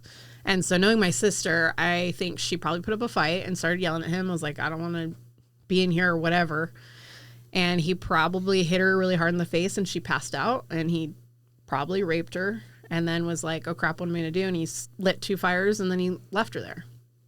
And the neighbor that called 911, he saw the smoke coming out of the trailer. He didn't know anybody was in there. And so he saw the smoke coming out of the trailer, and he went outside and called 911. Well, while he was calling 911, he heard my sister asking for help. Oh, man. So he said, when he was on the news, when I watched the news, he said it was really eerie because he could hear her asking for help, but she wasn't like screaming. She was just saying, somebody help me, somebody help. And it was very kind of like just monotone of like, somebody help. Like she was definitely like alive, but yeah, very like not coherent. And he said he tried to go in there twice, but it was so hot that he couldn't even get like a foot in the door. He said he walked in and it was so hot, it was like almost burning him just walking in.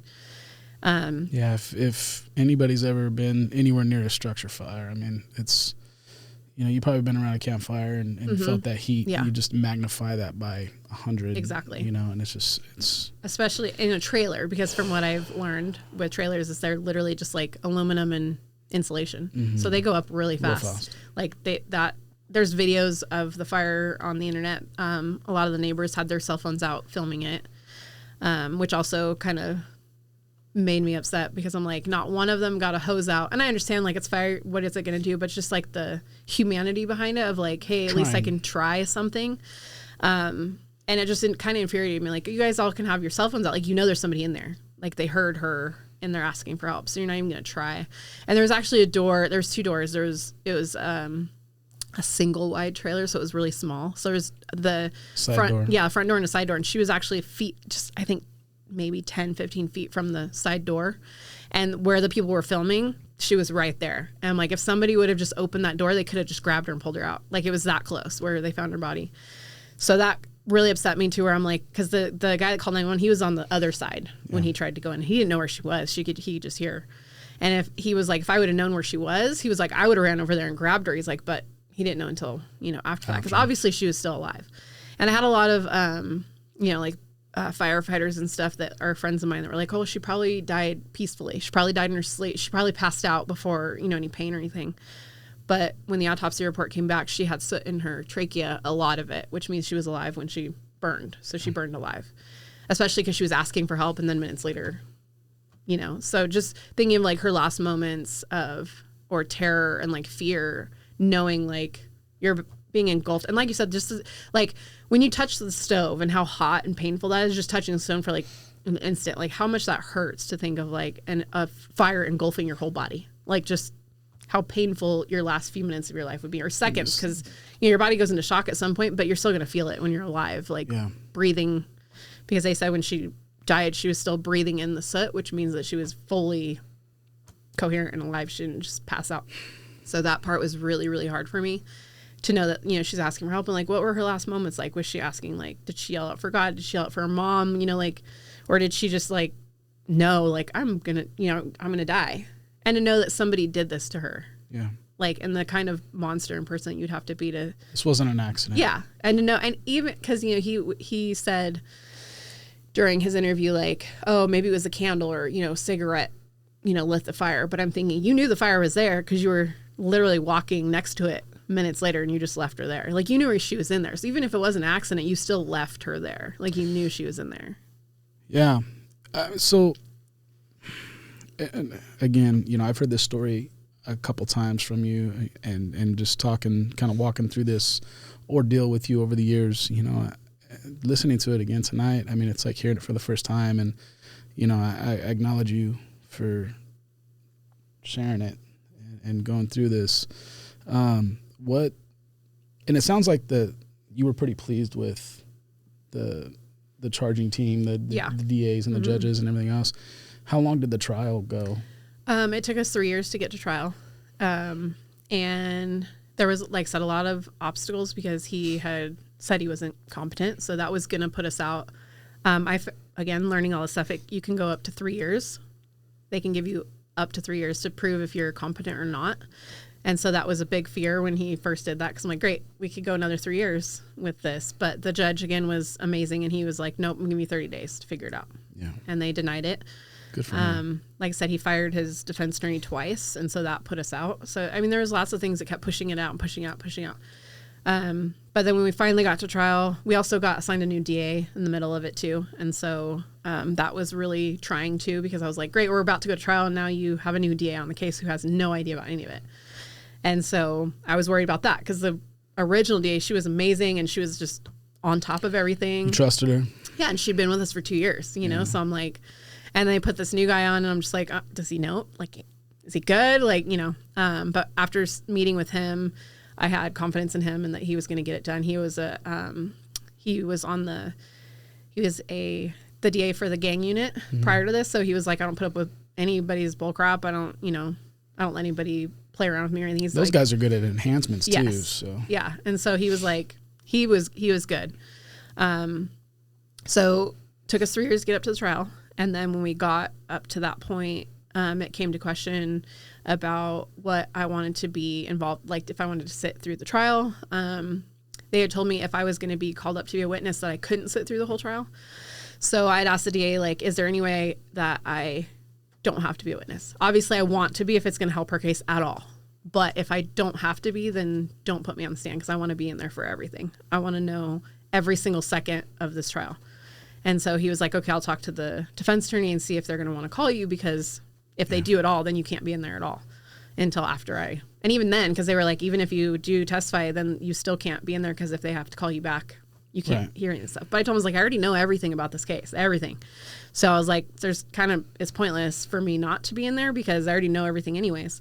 I even sat through the jury selection process, which again is something I never saw or knew anything about either. And now I know the importance of being on a jury, because previous to that I was always like, I don't want to do jury duty. I don't want anything. It's, takes up my time, whatever. And then it's your civic duty. Yeah. But then when I sat through the jury selection, I was like, these people are so important right now. Like, they are literally like the matter of life and death right now. And like them being here is so important. And that's how the original design of our judicial system was intended, for the people, by the people. Yeah. Right. And so, yeah, it's important. And I've been through those processes too. And it's an eye opener. Yeah. If you've never been through it, or if you have, it's an eye opener. It is. And just like going through like who they select and who they don't. And like one of the ladies was actually, one of the ladies, her best friend was married to the defense attorney. So the defense attorney's wife was best friends with one of the jurors that they selected. And I went to the DA. I was like, you're going to let her be on the jury when she wasn't, was she? Yeah, she was. And the DA was like, that shows how confident we are in our case that we let her be on. I was like, all right, I'm going to trust you in this. And she ended up being one of the main ones that was like, yeah, no, we're going to convict this guy when it came down to it. So, yeah. So, but when I watched her up there, I was like, I don't know if I trust this lady. Like, she looks like a Karen. Like she really did. Like, I was like, I don't know. Like, she looks like somebody you'd argue with at the grocery store. Like, I don't know. And there was another one too that she was a backup juror, and when I watched her, I was like, I want her to be on the jury. Yeah. And she ended up just being a backup juror, but she sat there through the whole, she took notes, and I just was like, I really like her. She just felt safe and confident, I guess. But yeah, going through that whole thing, I had never known anything about the behind the scenes stuff. So going through this, like, I did my homework. I looked up every penal code. I looked up, all of that, so I could know the ins and outs of everything to make sure that I was equipped for, what was coming. So the DA getting ready for the trial said, okay, well, if you're going to be in there the whole time, you're going to be in there for the autopsy pictures. And so he asked me, like, what do you want to see? And I said, well, I want to know everything because I have to, because if I don't, then my brain's going to make up good or bad or, like in between.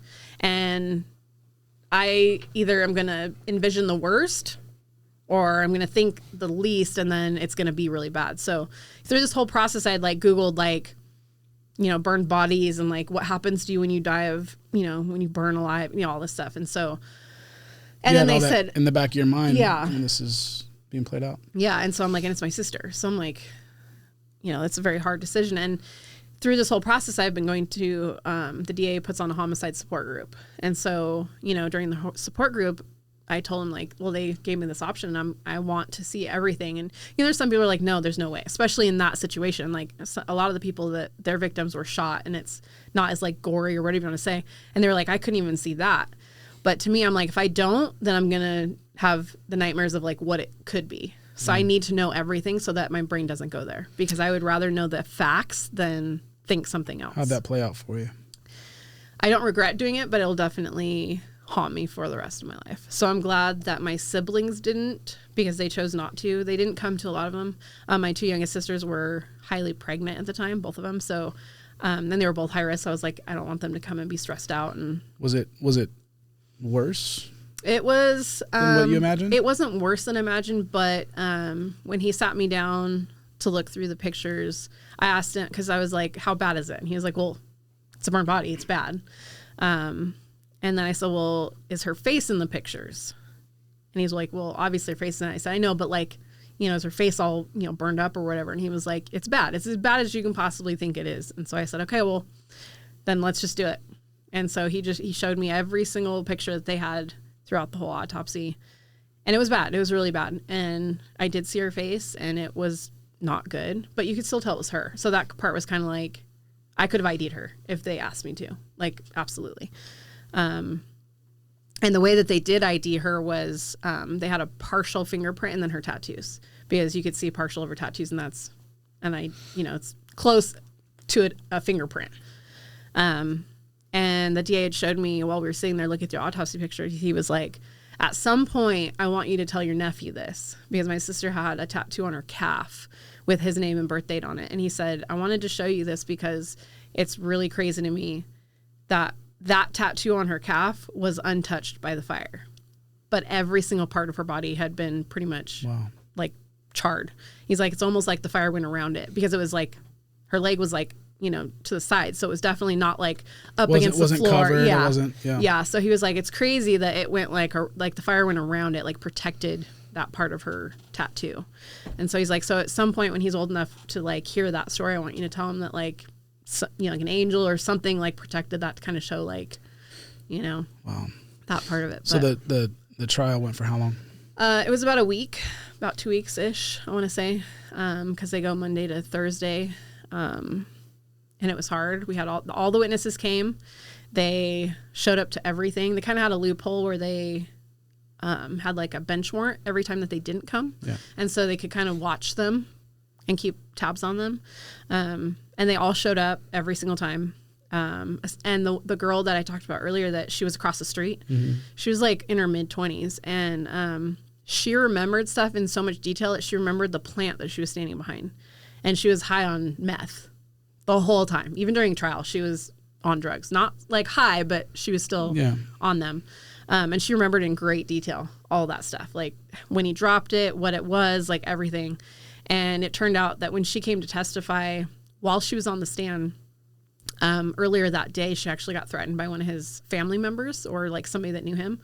And they threatened her that if she went to testify, that they would hurt her or do something to her if she went to testify. And she came to do it anyways, because she said, the impact that my sister had on just her in general, and she never even met her. Wow. Just hearing her story and like, just good on her. You know, who she was. Yeah. And she declined having any protection from law enforcement or anything too, which was crazy to me. So I hope she's okay. I have no idea because I've never seen any of these people since. So what was the outcome of the trial? So he ended up getting guilty. They found him guilty. He got, in just ours, because like I said, had a bunch of other charges for like property damage, right. You know, stupid stuff like that. But for just ours, he got 55 to life. Originally it was 25 to life, but because he had previous strike, they doubled it. So he got 55 to life. And he had a little bit of time served because he was in there for about 3 years before. How old is he? He was 38 at the time. There's a good chance he'll never see the light of day again. No, not necessarily. Because of the new laws that we have, the early release programs, he will be eligible for the senior release program, unfortunately. So he'll only serve about 19 years before he is eligible for parole to get out. So it's not even like a smidgen of what he should be in there for. No.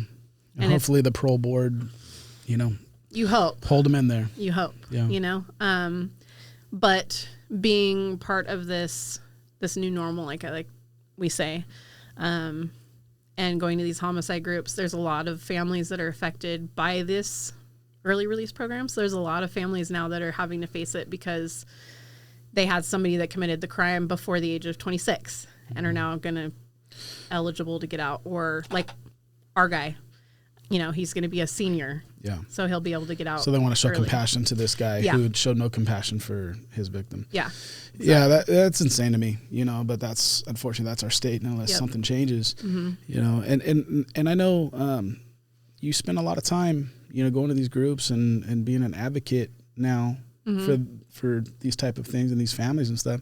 You know, obviously the podcast that we're on right now is called The Voice of Reason. Yeah. So if you could be the voice of reason to somebody who is watching this or listening to this on one of the platforms and had maybe gone through something similar, you know, what would be your word of advice for somebody who maybe doesn't know what to do, or, you know? It's hard because... Like, how do you cope with this, I guess? Well, I mean, my biggest thing is therapy. Yeah. Definitely getting that. A lot of people shy away from that, but that's probably the biggest thing is therapy. And then for me, it's cliche, but God.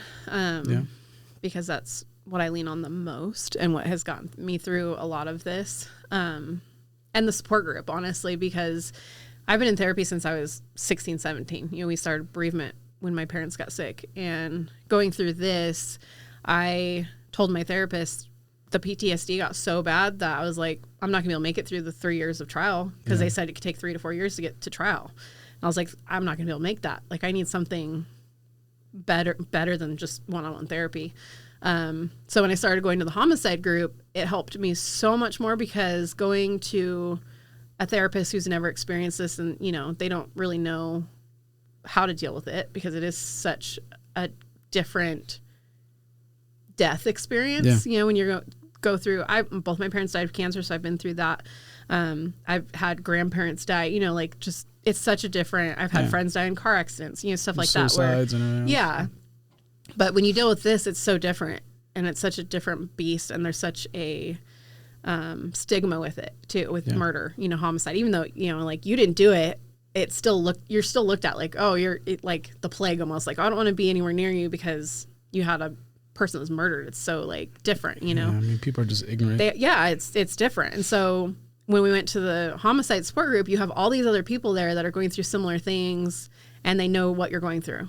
And it was like so much more beneficial to be around like-minded people and people that like know exactly what you're going through, because you'd have the people that like, oh, my grandpa died at 99 and he lived this amazing life and it was really sad. Like, you know, I know how you feel losing somebody. I'm like, but you don't, because it's so much more traumatic and so much more like she was robbed of her life. You know, she didn't get to say goodbye. We didn't have time to like, you know, none of that stuff. It's so different. Not saying that anybody's grief is less or more, but it is different. Yeah. And that going through the process of a trial and knowing that the person that did this to them is still alive and still living their life and gets 3 meals a day and you know, that kind of stuff too. So it's really hard. So for me, like even just now sitting in homicide group, we get new people all the time, unfortunately, constantly. And one of the biggest things I always say is find your outlet, whether it's going to like kickboxing or yoga or something healthy, you know, like don't fall into a substance, but, you know, make sure that you talk. Absolutely. And, you know, also know that you're never going to be the same. And that 10 years from now, you're still going to be grieving the same that you are right now. And it's okay to say, hey, I'm vulnerable right now. I'm weak. Yes. I'm having a hard time. Exactly. And, you know, I've had those moments with you too, you know, and you know, man, I'm so proud of you though, because I've watched you now for several years, you know, go through this. And the hardest thing, because I mean, she wasn't just your sister, she was your kid. Exactly. You know, and you had a huge part in raising her, and now you're raising her son. Yeah. As your own. Yeah. And I you know, I do and have him too. So. It's changed your life tremendously, but I've watched you just take it in stride, and you're doing such a good job. You and Miles both. I mean, I'm so proud of both of you guys because you've taken on so much. And, you know, I always brag about you because you're always there with so much on your plate and going through this, and you're still there for everybody else. Yeah. And, you know, I'll admit sometimes I worry about you because you put yourself out there so much, you know, but I get it. And I'm almost afraid, and I've had these talks with Miles, you know, I'm almost afraid that the day that you don't have anything else to do and you have all this time, what are you going to do, you know? But, you know, I think it's important, like you said, is to find the outlet. Yeah. Going through what I went through as a kid, you know, being shot at school and a lot of the trauma that I experienced at home and everything else, you know, I tell people the same thing. You know, you have to find that outlet, and you have to talk about it. You have to let yourself get emotional. You have to let yourself grieve. I still grieve 33, 34 years later. I still grieve.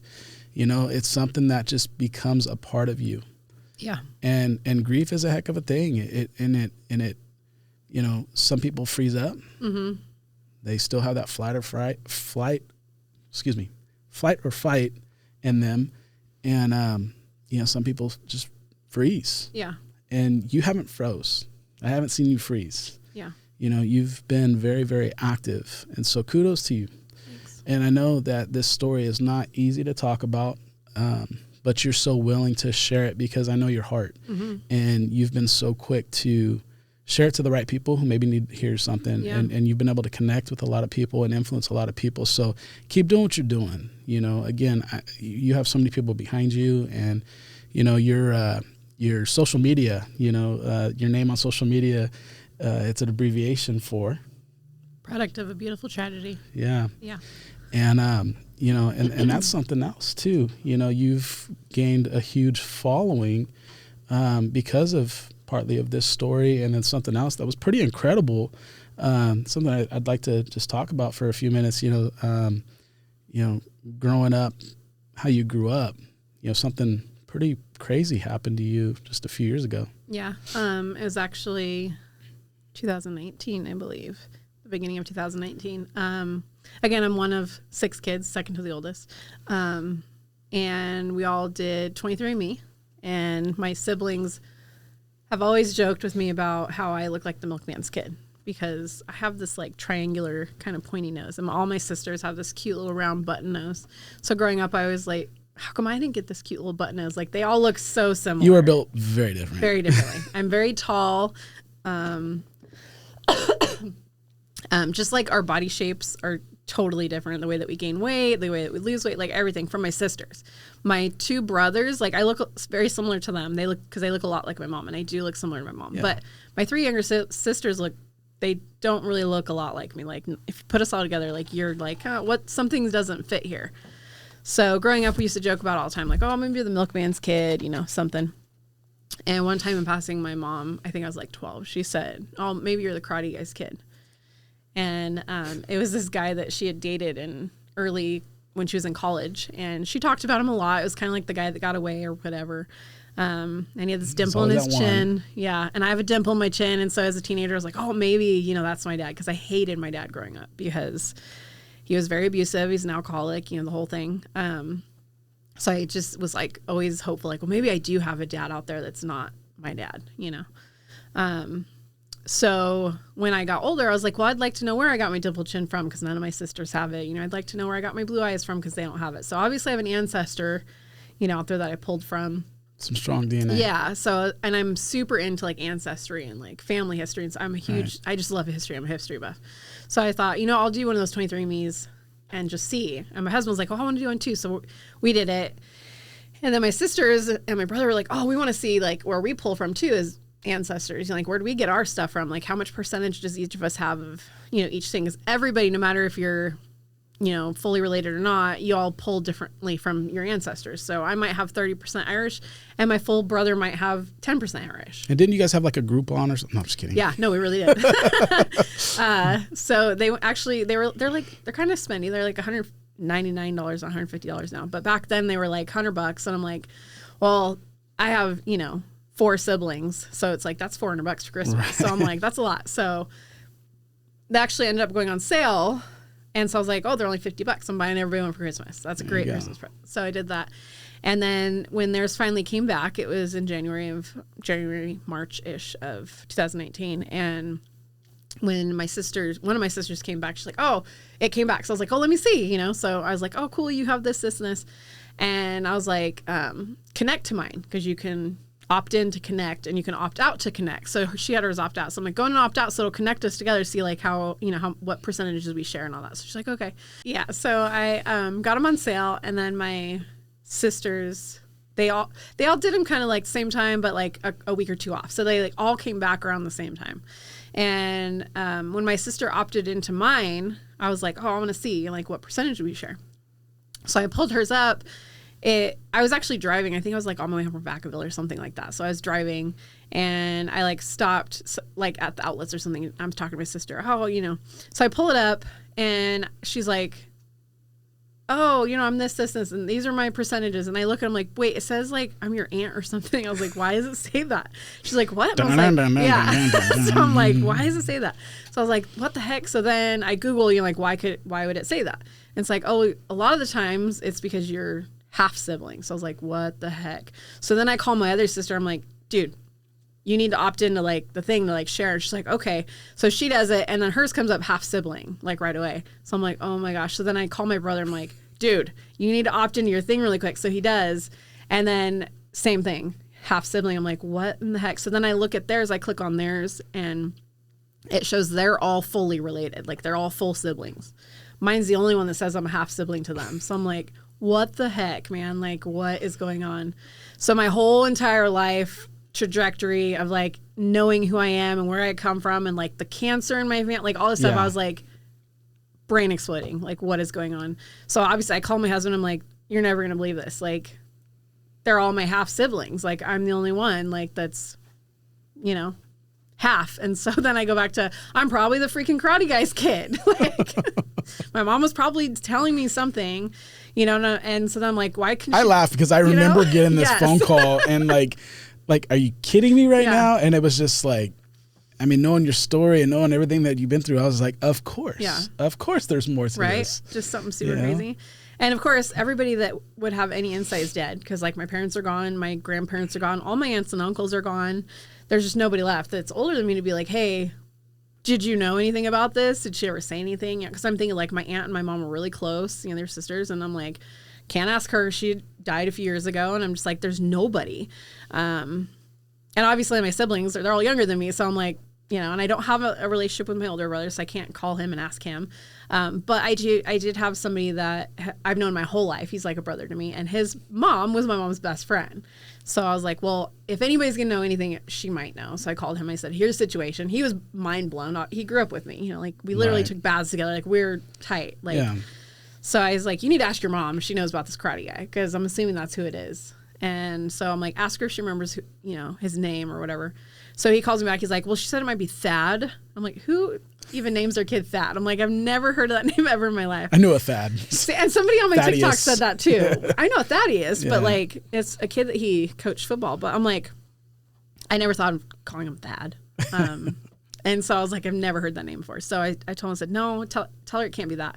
So he goes, talks to his mom again. And I'm like, mind you, again, my mom was a hippie. And so all her friends were like super hip. They were potheads their whole lives. Like they did lots of drugs. So I'm like, she probably doesn't even remember any of this stuff. So he calls her back and he's like, no, it's not that. So she's Tony. I said, I remember Tony. That was the karate guy. That was his name, was Tony. Because she called him Tone to the Bone. Tony Boney. That was his nickname. Did. Yeah. So I remember that. Did. Yep. And I remembered he was a black belt karate teacher in the town that I was born in, I grew up in. Rex Kwon Do. Yep. Cobra Kai. So I was like, all right, you know, there's got to be something to this. So I went to work on Google search, did my FBI work.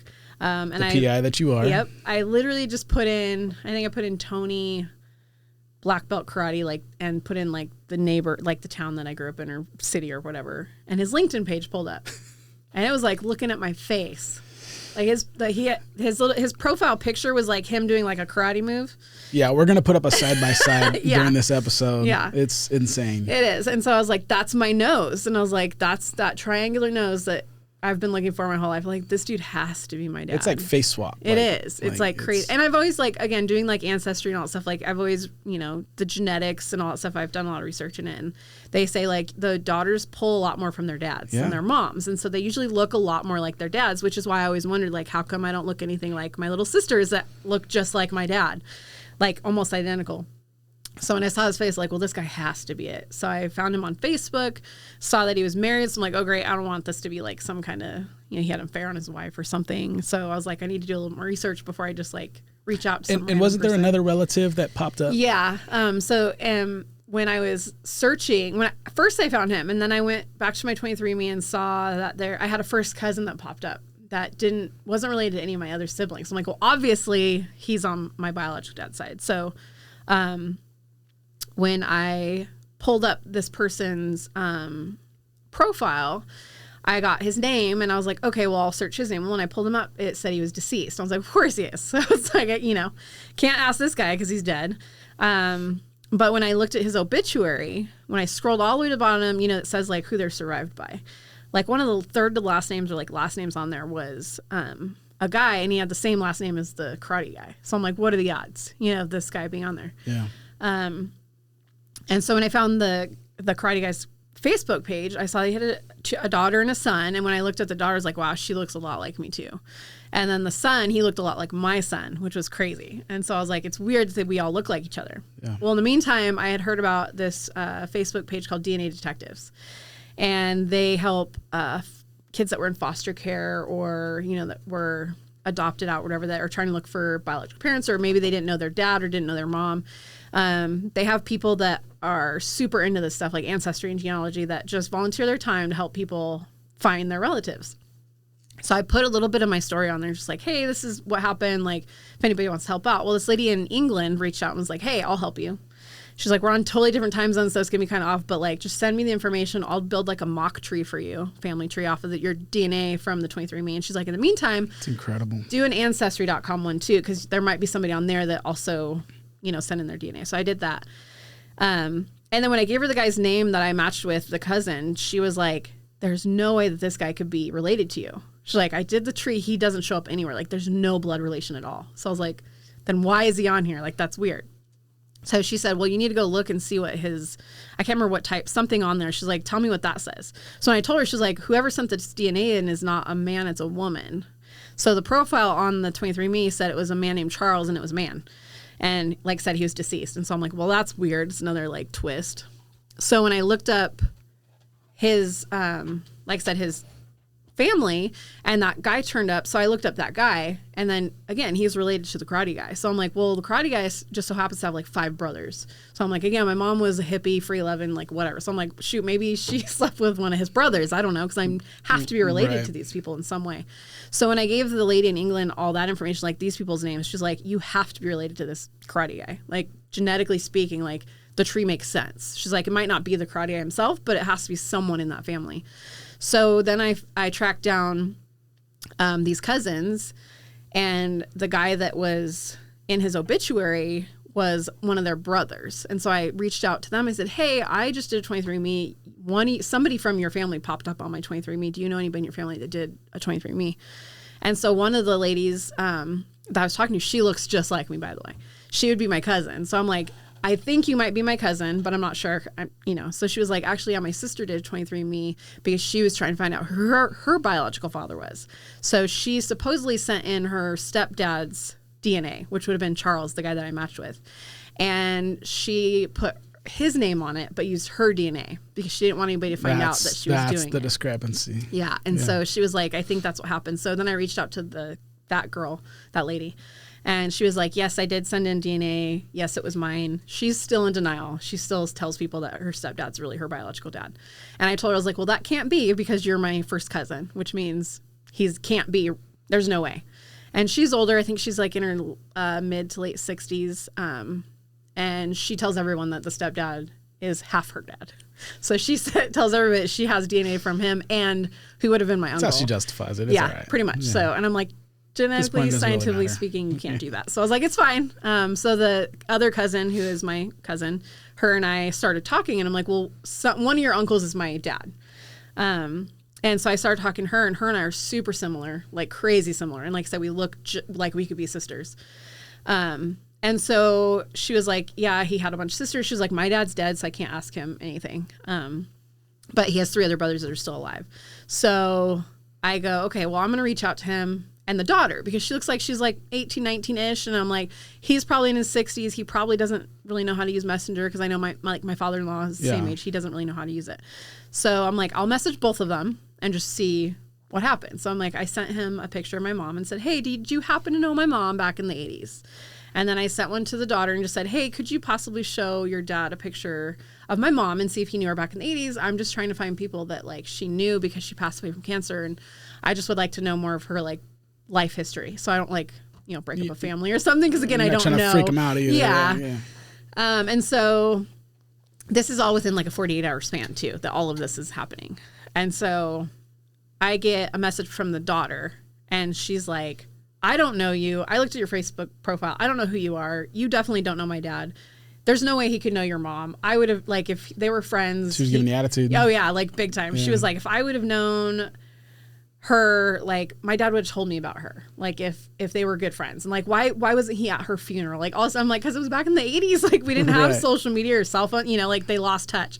So I was like, it's okay. Like, no big deal. Like, if you don't want to ask him, that's fine. I was like, I messaged him, so I'll just wait. And she was like, wait, you messaged why would you message my dad? Like, don't talk to my dad. I'm like, no big deal. Like, it's fine. Like, I'm not a crazy person. I was like, you can look at my Facebook profile. I'm married. I have kids. I'm just trying to find some of my mom's, like, past people. And she was like, well, there's no way that he knew him, because I know all my dad's friends. Like, I know everybody he knows, and I've never heard of her. So there's no way he knew her. And I was like, all right, cool. Just forget I asked. Like, okay. Because she was, like, almost attacking me. So I was like, it's fine. Like, whatever. Claws were out. Yeah, like big time. And I was like, okay, I understand, like maybe being protective or something. And so I'm telling my husband, we're sitting on the couch, and I'm like telling him as I'm reading these messages, I'm like, this girl's so mean. Like, why couldn't she just show the picture down and be like, hey, no, you know her? Okay, cool. Like, whatever. Like, if somebody did to me, I'd be like, absolutely. Like, hey, do you know her? No big deal. Like, so I was like, it's so weird. And as I'm telling my husband this, I get a message from the karate guy.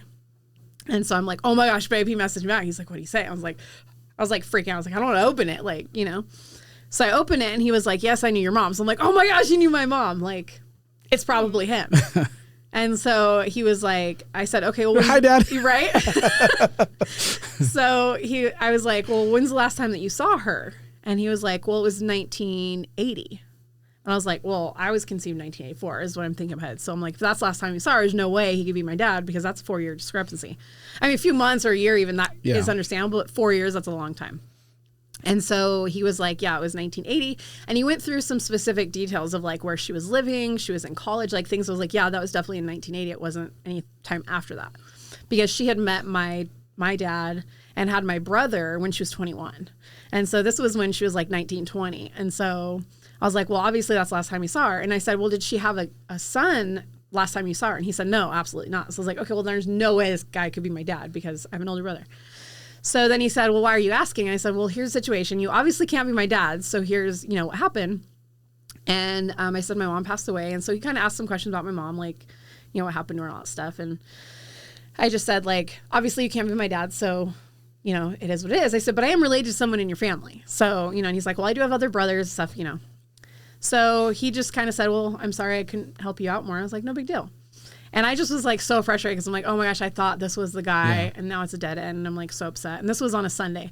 And I'd went to church that morning and I told our pastor, who's like a mentor to me, he's like a brother to me. I told him the whole story and I was like, just pray like something comes up because I'm so frustrated. I'm like about to send a private eye down there to go through trash cans or something and try and figure out like who my dad is. And so I was just kind of at a loss, super frustrated. The next morning, Monday morning, I wake up to a text message from the daughter. And she's like, or a Facebook message. And she's like, hey, I just want to say sorry for being super mean to you and like kind of attacking you. She's like, but my dad's in law enforcement. And so I just am very protective. Like he's got crazy people, you know, around him and stuff. She's like, but during breakfast today, we were talking about it. And my mom and I decided to like kind of talk him into doing a DNA test just because he is in his 60s and his memory's not the best. It's a lot of years too. I mean, you know, when you know, 4 years it's a long time, but when you're looking at 30 to 40 years, that's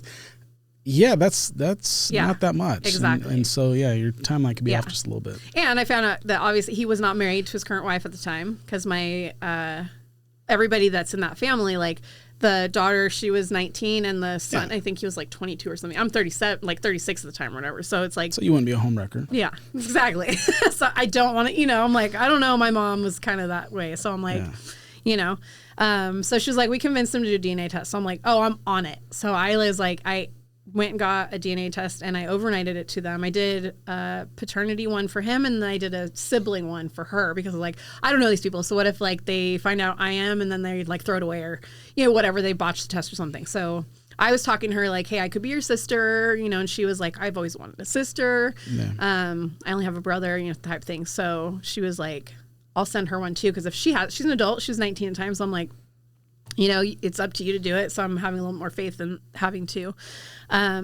They got it. Like I said, that was on Monday. They got it on Tuesday. And then it was kind of not radio silence, but it was kind of radio silence for like 3 weeks. They got them and then they just sat. And I kind of would check in with the daughter and I was like, hey, how's it going? You know, like not trying to push it, but I'm like, my whole world is like spinning and like all this stuff. It's a long 3 weeks. And then she finally texted me. She's like, oh, we're ready to do it. And I was like, thank God. Like, yes, I'm on it. So, because I'm sitting in your driveway right now waiting. For real. I'm down the street. I'm here. I'm on the porch. Yeah. Because I even had sent them a UPS like prepaid overnight label. Like, you guys don't even have to leave your house. Like, just leave it on doors. I will call UPS to pick it up. Like, you know, I spent like, I think $500 for the DNA test. Yeah, and you even told them like, listen, my husband has a really good job. We do well. Like, I don't want anything from you. Like, you know, I'm established. I just want to know. Exactly. Yeah. Yeah. So they got the package and she texted me and was like, okay, we're ready to do it. So I was like, cool, because we have to do it all at the same time in order for it to be like accurate, you know, so they say you have to do it on the same day. So I swab my mouth, I throw it in there, they throw theirs in there. And the DNA test I got was like, oh, it's like a 3-day one. Like, you'll know in 3 days. So I'm like, sweet, I'm going to know like right away. So the 3 days go by and still nothing. So I'm like, what the heck? So I call the place and like, oh, well, since it came from different locations, it takes a little more time. So I'm like, of course it does. So then it was like another day later. And I think it was like 6 a.m. or something. I woke up, which normally I don't get up that early, but I was up for some reason. And I checked my phone and I got an email and it had the results. And I was like, oh my gosh. So I open it and I'm like, okay, here's, you know, moment of truth. And it had both of them, the paternal one and the sibling one. And it said 99.9% that I was the Karate Guy's kid. Wow. And I was just like, oh my gosh. Like, it just like, I had so much anxiety and my heart was racing. I felt like I was going to throw up. Like, I mean, it was just insane. So I instantly texted the daughter, who's now my sister. I was like, hey, did you get the results? Did you guys sign up for, because I signed up for like the phone call, the text, the email, like the whole thing to make sure. Messenger pigeon. Yeah, for everything. Courier pigeon. Yeah. And so she was like, no, I didn't. She was like, I'm in class. She's like, I'm gonna step out. So I was like, yeah. So I sent her like a screenshot and she's like, oh my gosh. She's like, I'm freaking out. I was like, I'm freaking out. Like, what the heck? And so, I sent a screenshot to Karate Guy on Facebook. Cause I'm like, again, I don't know these people. So I'm like, you know, she could have gotten the results and then been like, hey mom, we got the results. Let's not tell him, or, you know, whatever. I don't know.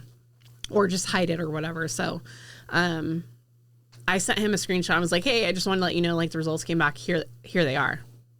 And so I told the daughter, hey, here's the situation. I messaged him too. Like, I sent him the results on Facebook and she was like, oh, we were going to sit him down and tell him. I'm like, again, I don't know these people. So I'm like, okay, that's cool. But like, I want to make sure that he knows, like, and so she's like, that's fine. She's like, my mom just wanted to make sure like that he like hears it and like, you know, whatever.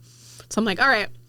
So I just kind of like left it balls in your court kind of thing. And so meantime, I'm talking to the daughter because she's my sister. So I'm like, cool, we're sisters. So like, let's now start a relationship. Because previously I was like, well, I don't want to like get close to you and then it not be a thing. So I kind of had her at arm's length. But now I'm like, well, now we're siblings. So let's get to know you better. And then she's like, well, you know, you have a brother. I was like, yeah. So I got his number as well. And how many years are you guys apart? Let's see. I think with my sister, we're like 12 or 13 years apart. And then I'm like 10 years apart from, or like 11 years apart from my brother. Yeah. And so I called him and he was like, first thing he said is he was like, you should have just had me do the DNA test. I would have done it right away. And I was like, yeah, but I don't, you know, I didn't know, like, I'm thinking like, oh, another girl, like she'll be understanding or whatever. I was like, but no, she was super mean to me. So he's like, yeah, you definitely should have just contacted me first. Tony said that. No, my brother. Oh, your brother. Okay. Yeah. My brother was like, I would have taken it right away. Because he was like, yeah, they didn't tell me anything about it until like a couple days prior. Wow, yeah. So he had no idea what was going on. I can't even imagine that conversation. Yeah. Like, it was crazy. Wow. I talked to him for like 2 hours. I was driving somewhere and it was like, I think I was driving down south or something. I can't remember, but I was like, yeah, I have like a 4-hour drive ahead of me. So you can just talk to me while I'm, you know, driving. So I talked to him for a good like 2 hours solid to get to know him.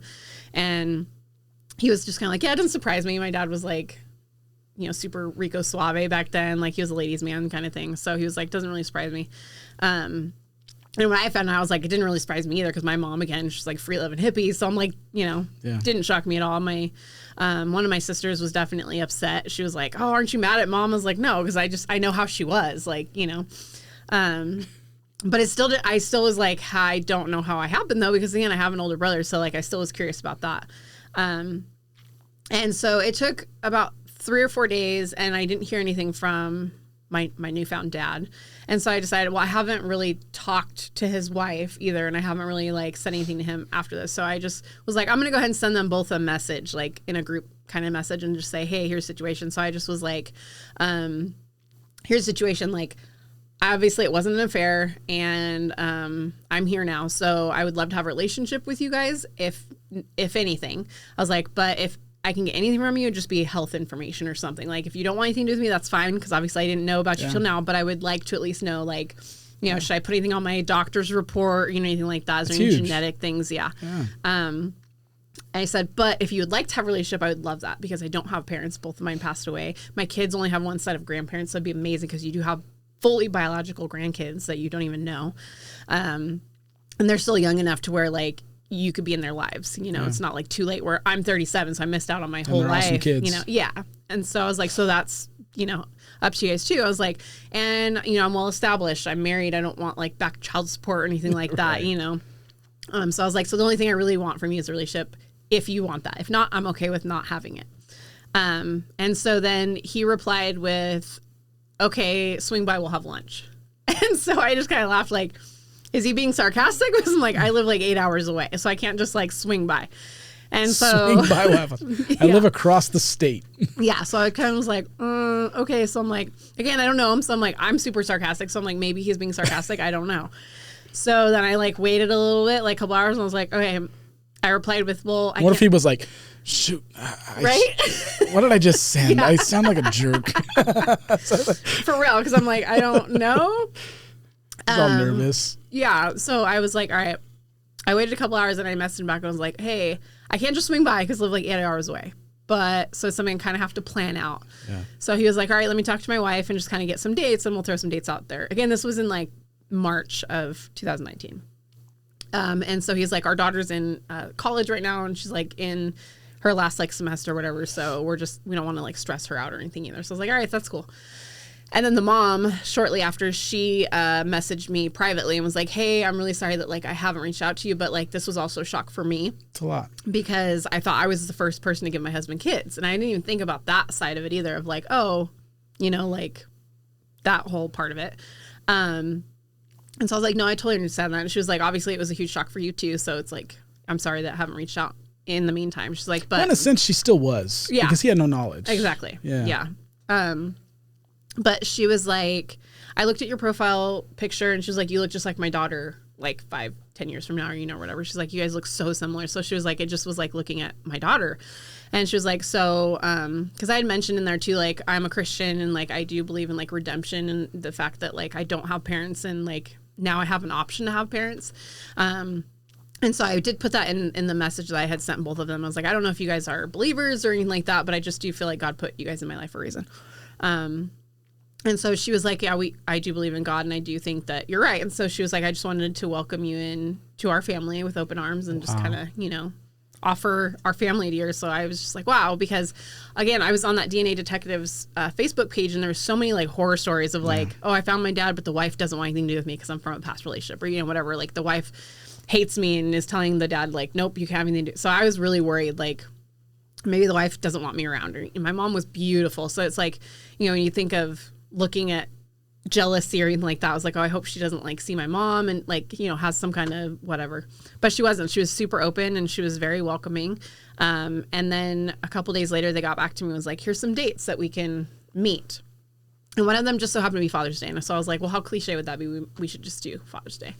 And so he was like, well, I don't know if your husband wants to come down here to like the armpit of hell to, you know, for Father's Day. I was like, he'll be okay with it, I promise. So we were like, yeah, let's do it. So we ended up flying down there, and we went to Disneyland the day before because that's my happy place. So I went there to decompress over the stressful situation. And then the following day was Father's Day, and they were doing a barbecue. So like, we'll have, you know, brunch or whatever, bring a dessert.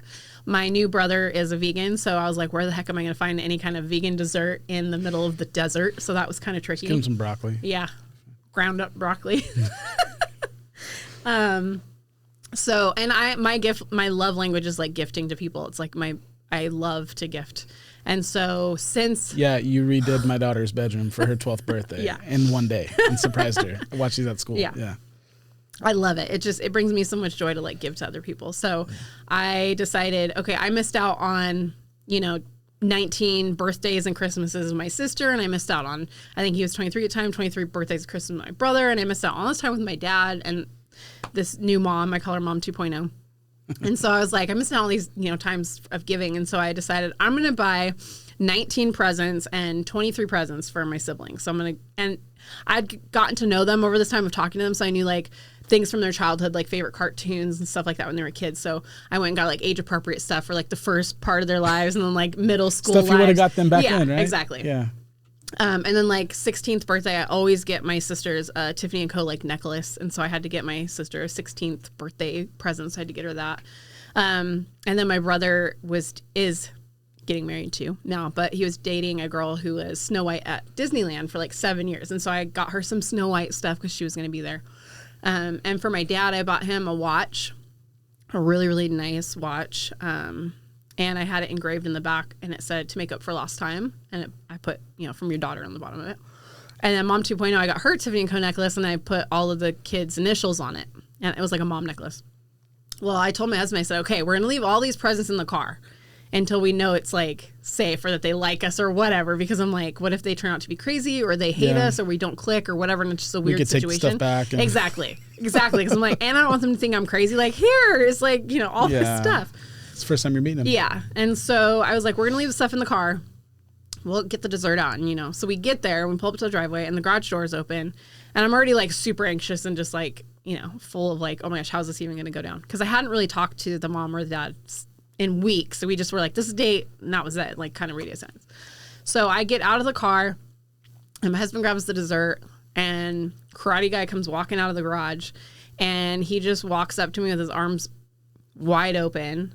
And he goes, welcome home. And I just like lost it. I just started crying. I always tear up when I start telling a story, but he was like, welcome home. And he just gave me the biggest hug. And I was like, oh, and I just lost it because I'm like, I felt like a piece of the puzzle finally like fitting. And it was so weird. It's like a genetic pull, like connection that people have with their DNA. And that goes back to like caveman days. It's like a science thing. But I just felt like finally that I fit.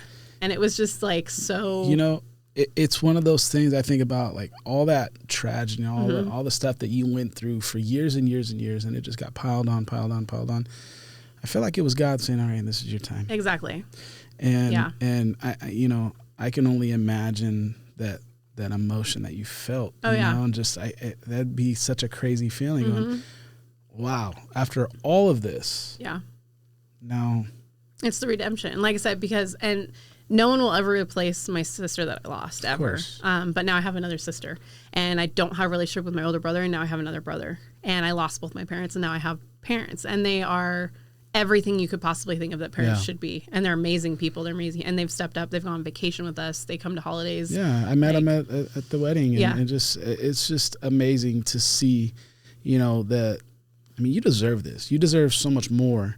But how welcoming they are. Yeah. And I've gotten to know your sister pretty well, Yeah. and met your dad a couple times, your parents a couple times, and it's just, they're such good people. Yeah. And they're very, very welcoming, and I don't think it could have turned out really any better. Yeah. And then I think it's funny that, your sister ended up living with you. Yeah. So she moved across the state and came to live with you guys, and, she's finding her wings as a young adult, and, she has another big brother right here that, puts the fear of God in her sometimes, but it's amazing. That's your story is, I mean, you need to write a book. Yeah. You really need to write a book. And, I said that for a long time, and it's so crazy. Like, it's just, wow, like our listeners and people that are watching probably, I can only imagine that their jaws are dropping right now going, wow. And, your story has gained a lot of traction on social media, right? You started posting some shorts and some clips, and that's just taken off, right? Talk about that. I don't like talking about because it gives me anxiety. No. My two little sisters, they actually started doing it for like a therapy reason after the murder.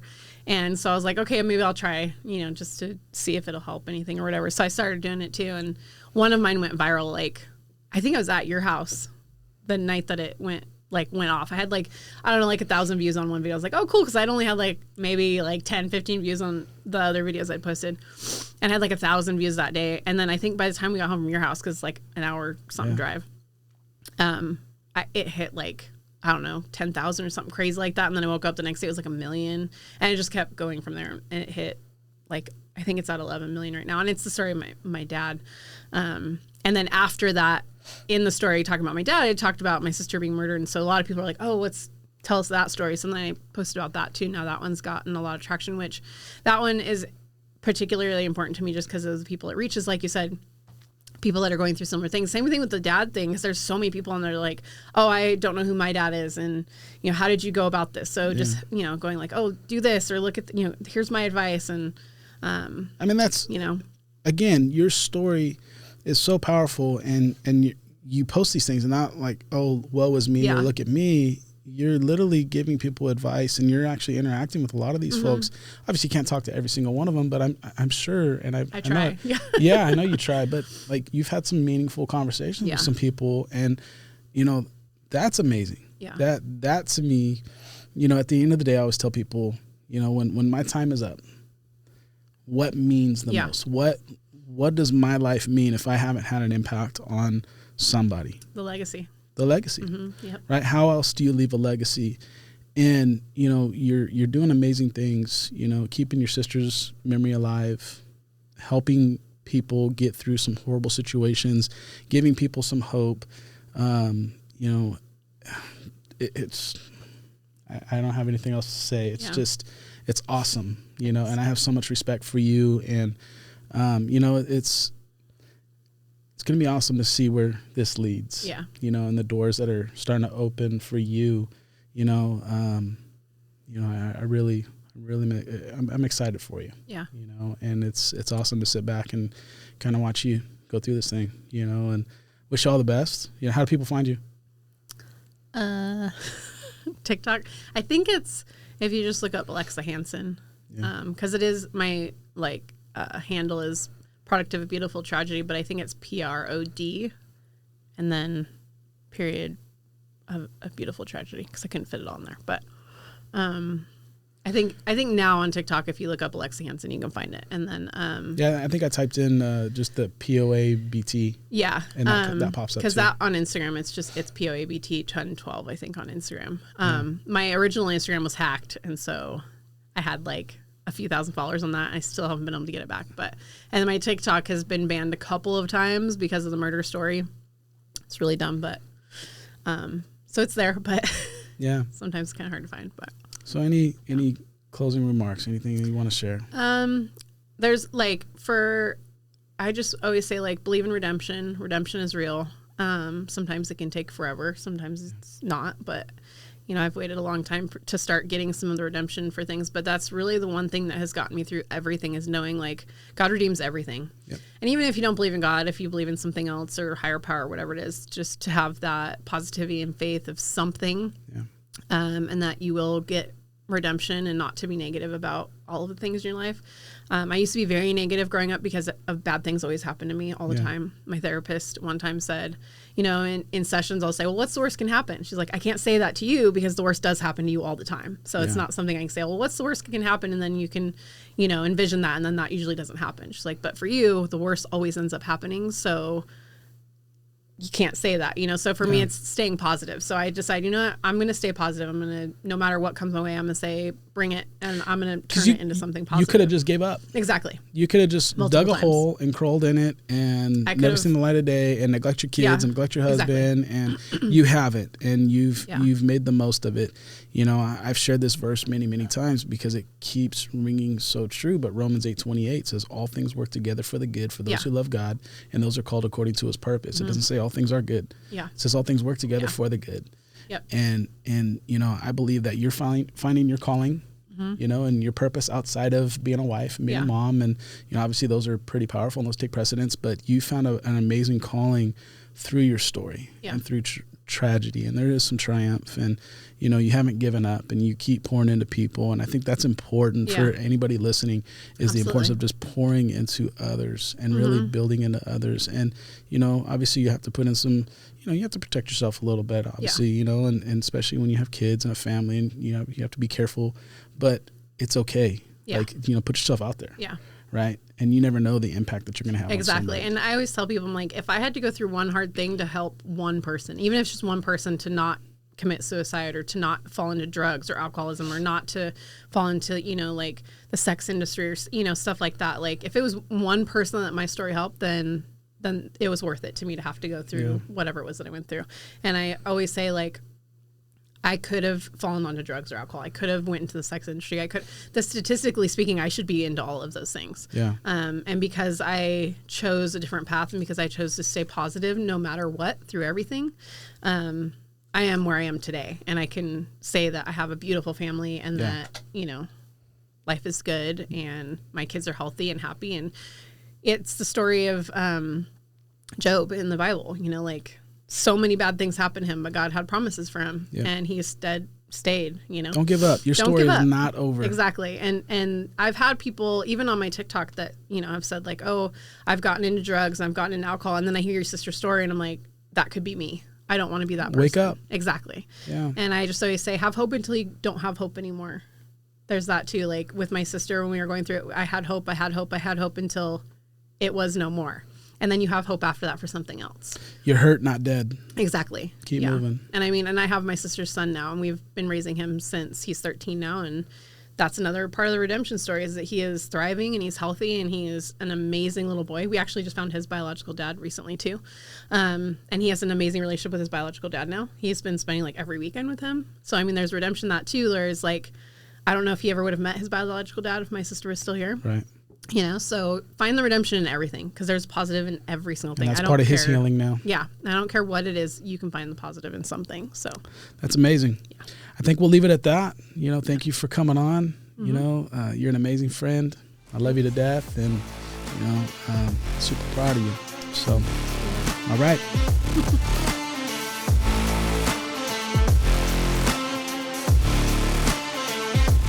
If you like this episode, be sure to like, share, and subscribe to this channel. We have some exciting guests coming on the show and look forward to bringing you some more amazing content very soon. So stay tuned.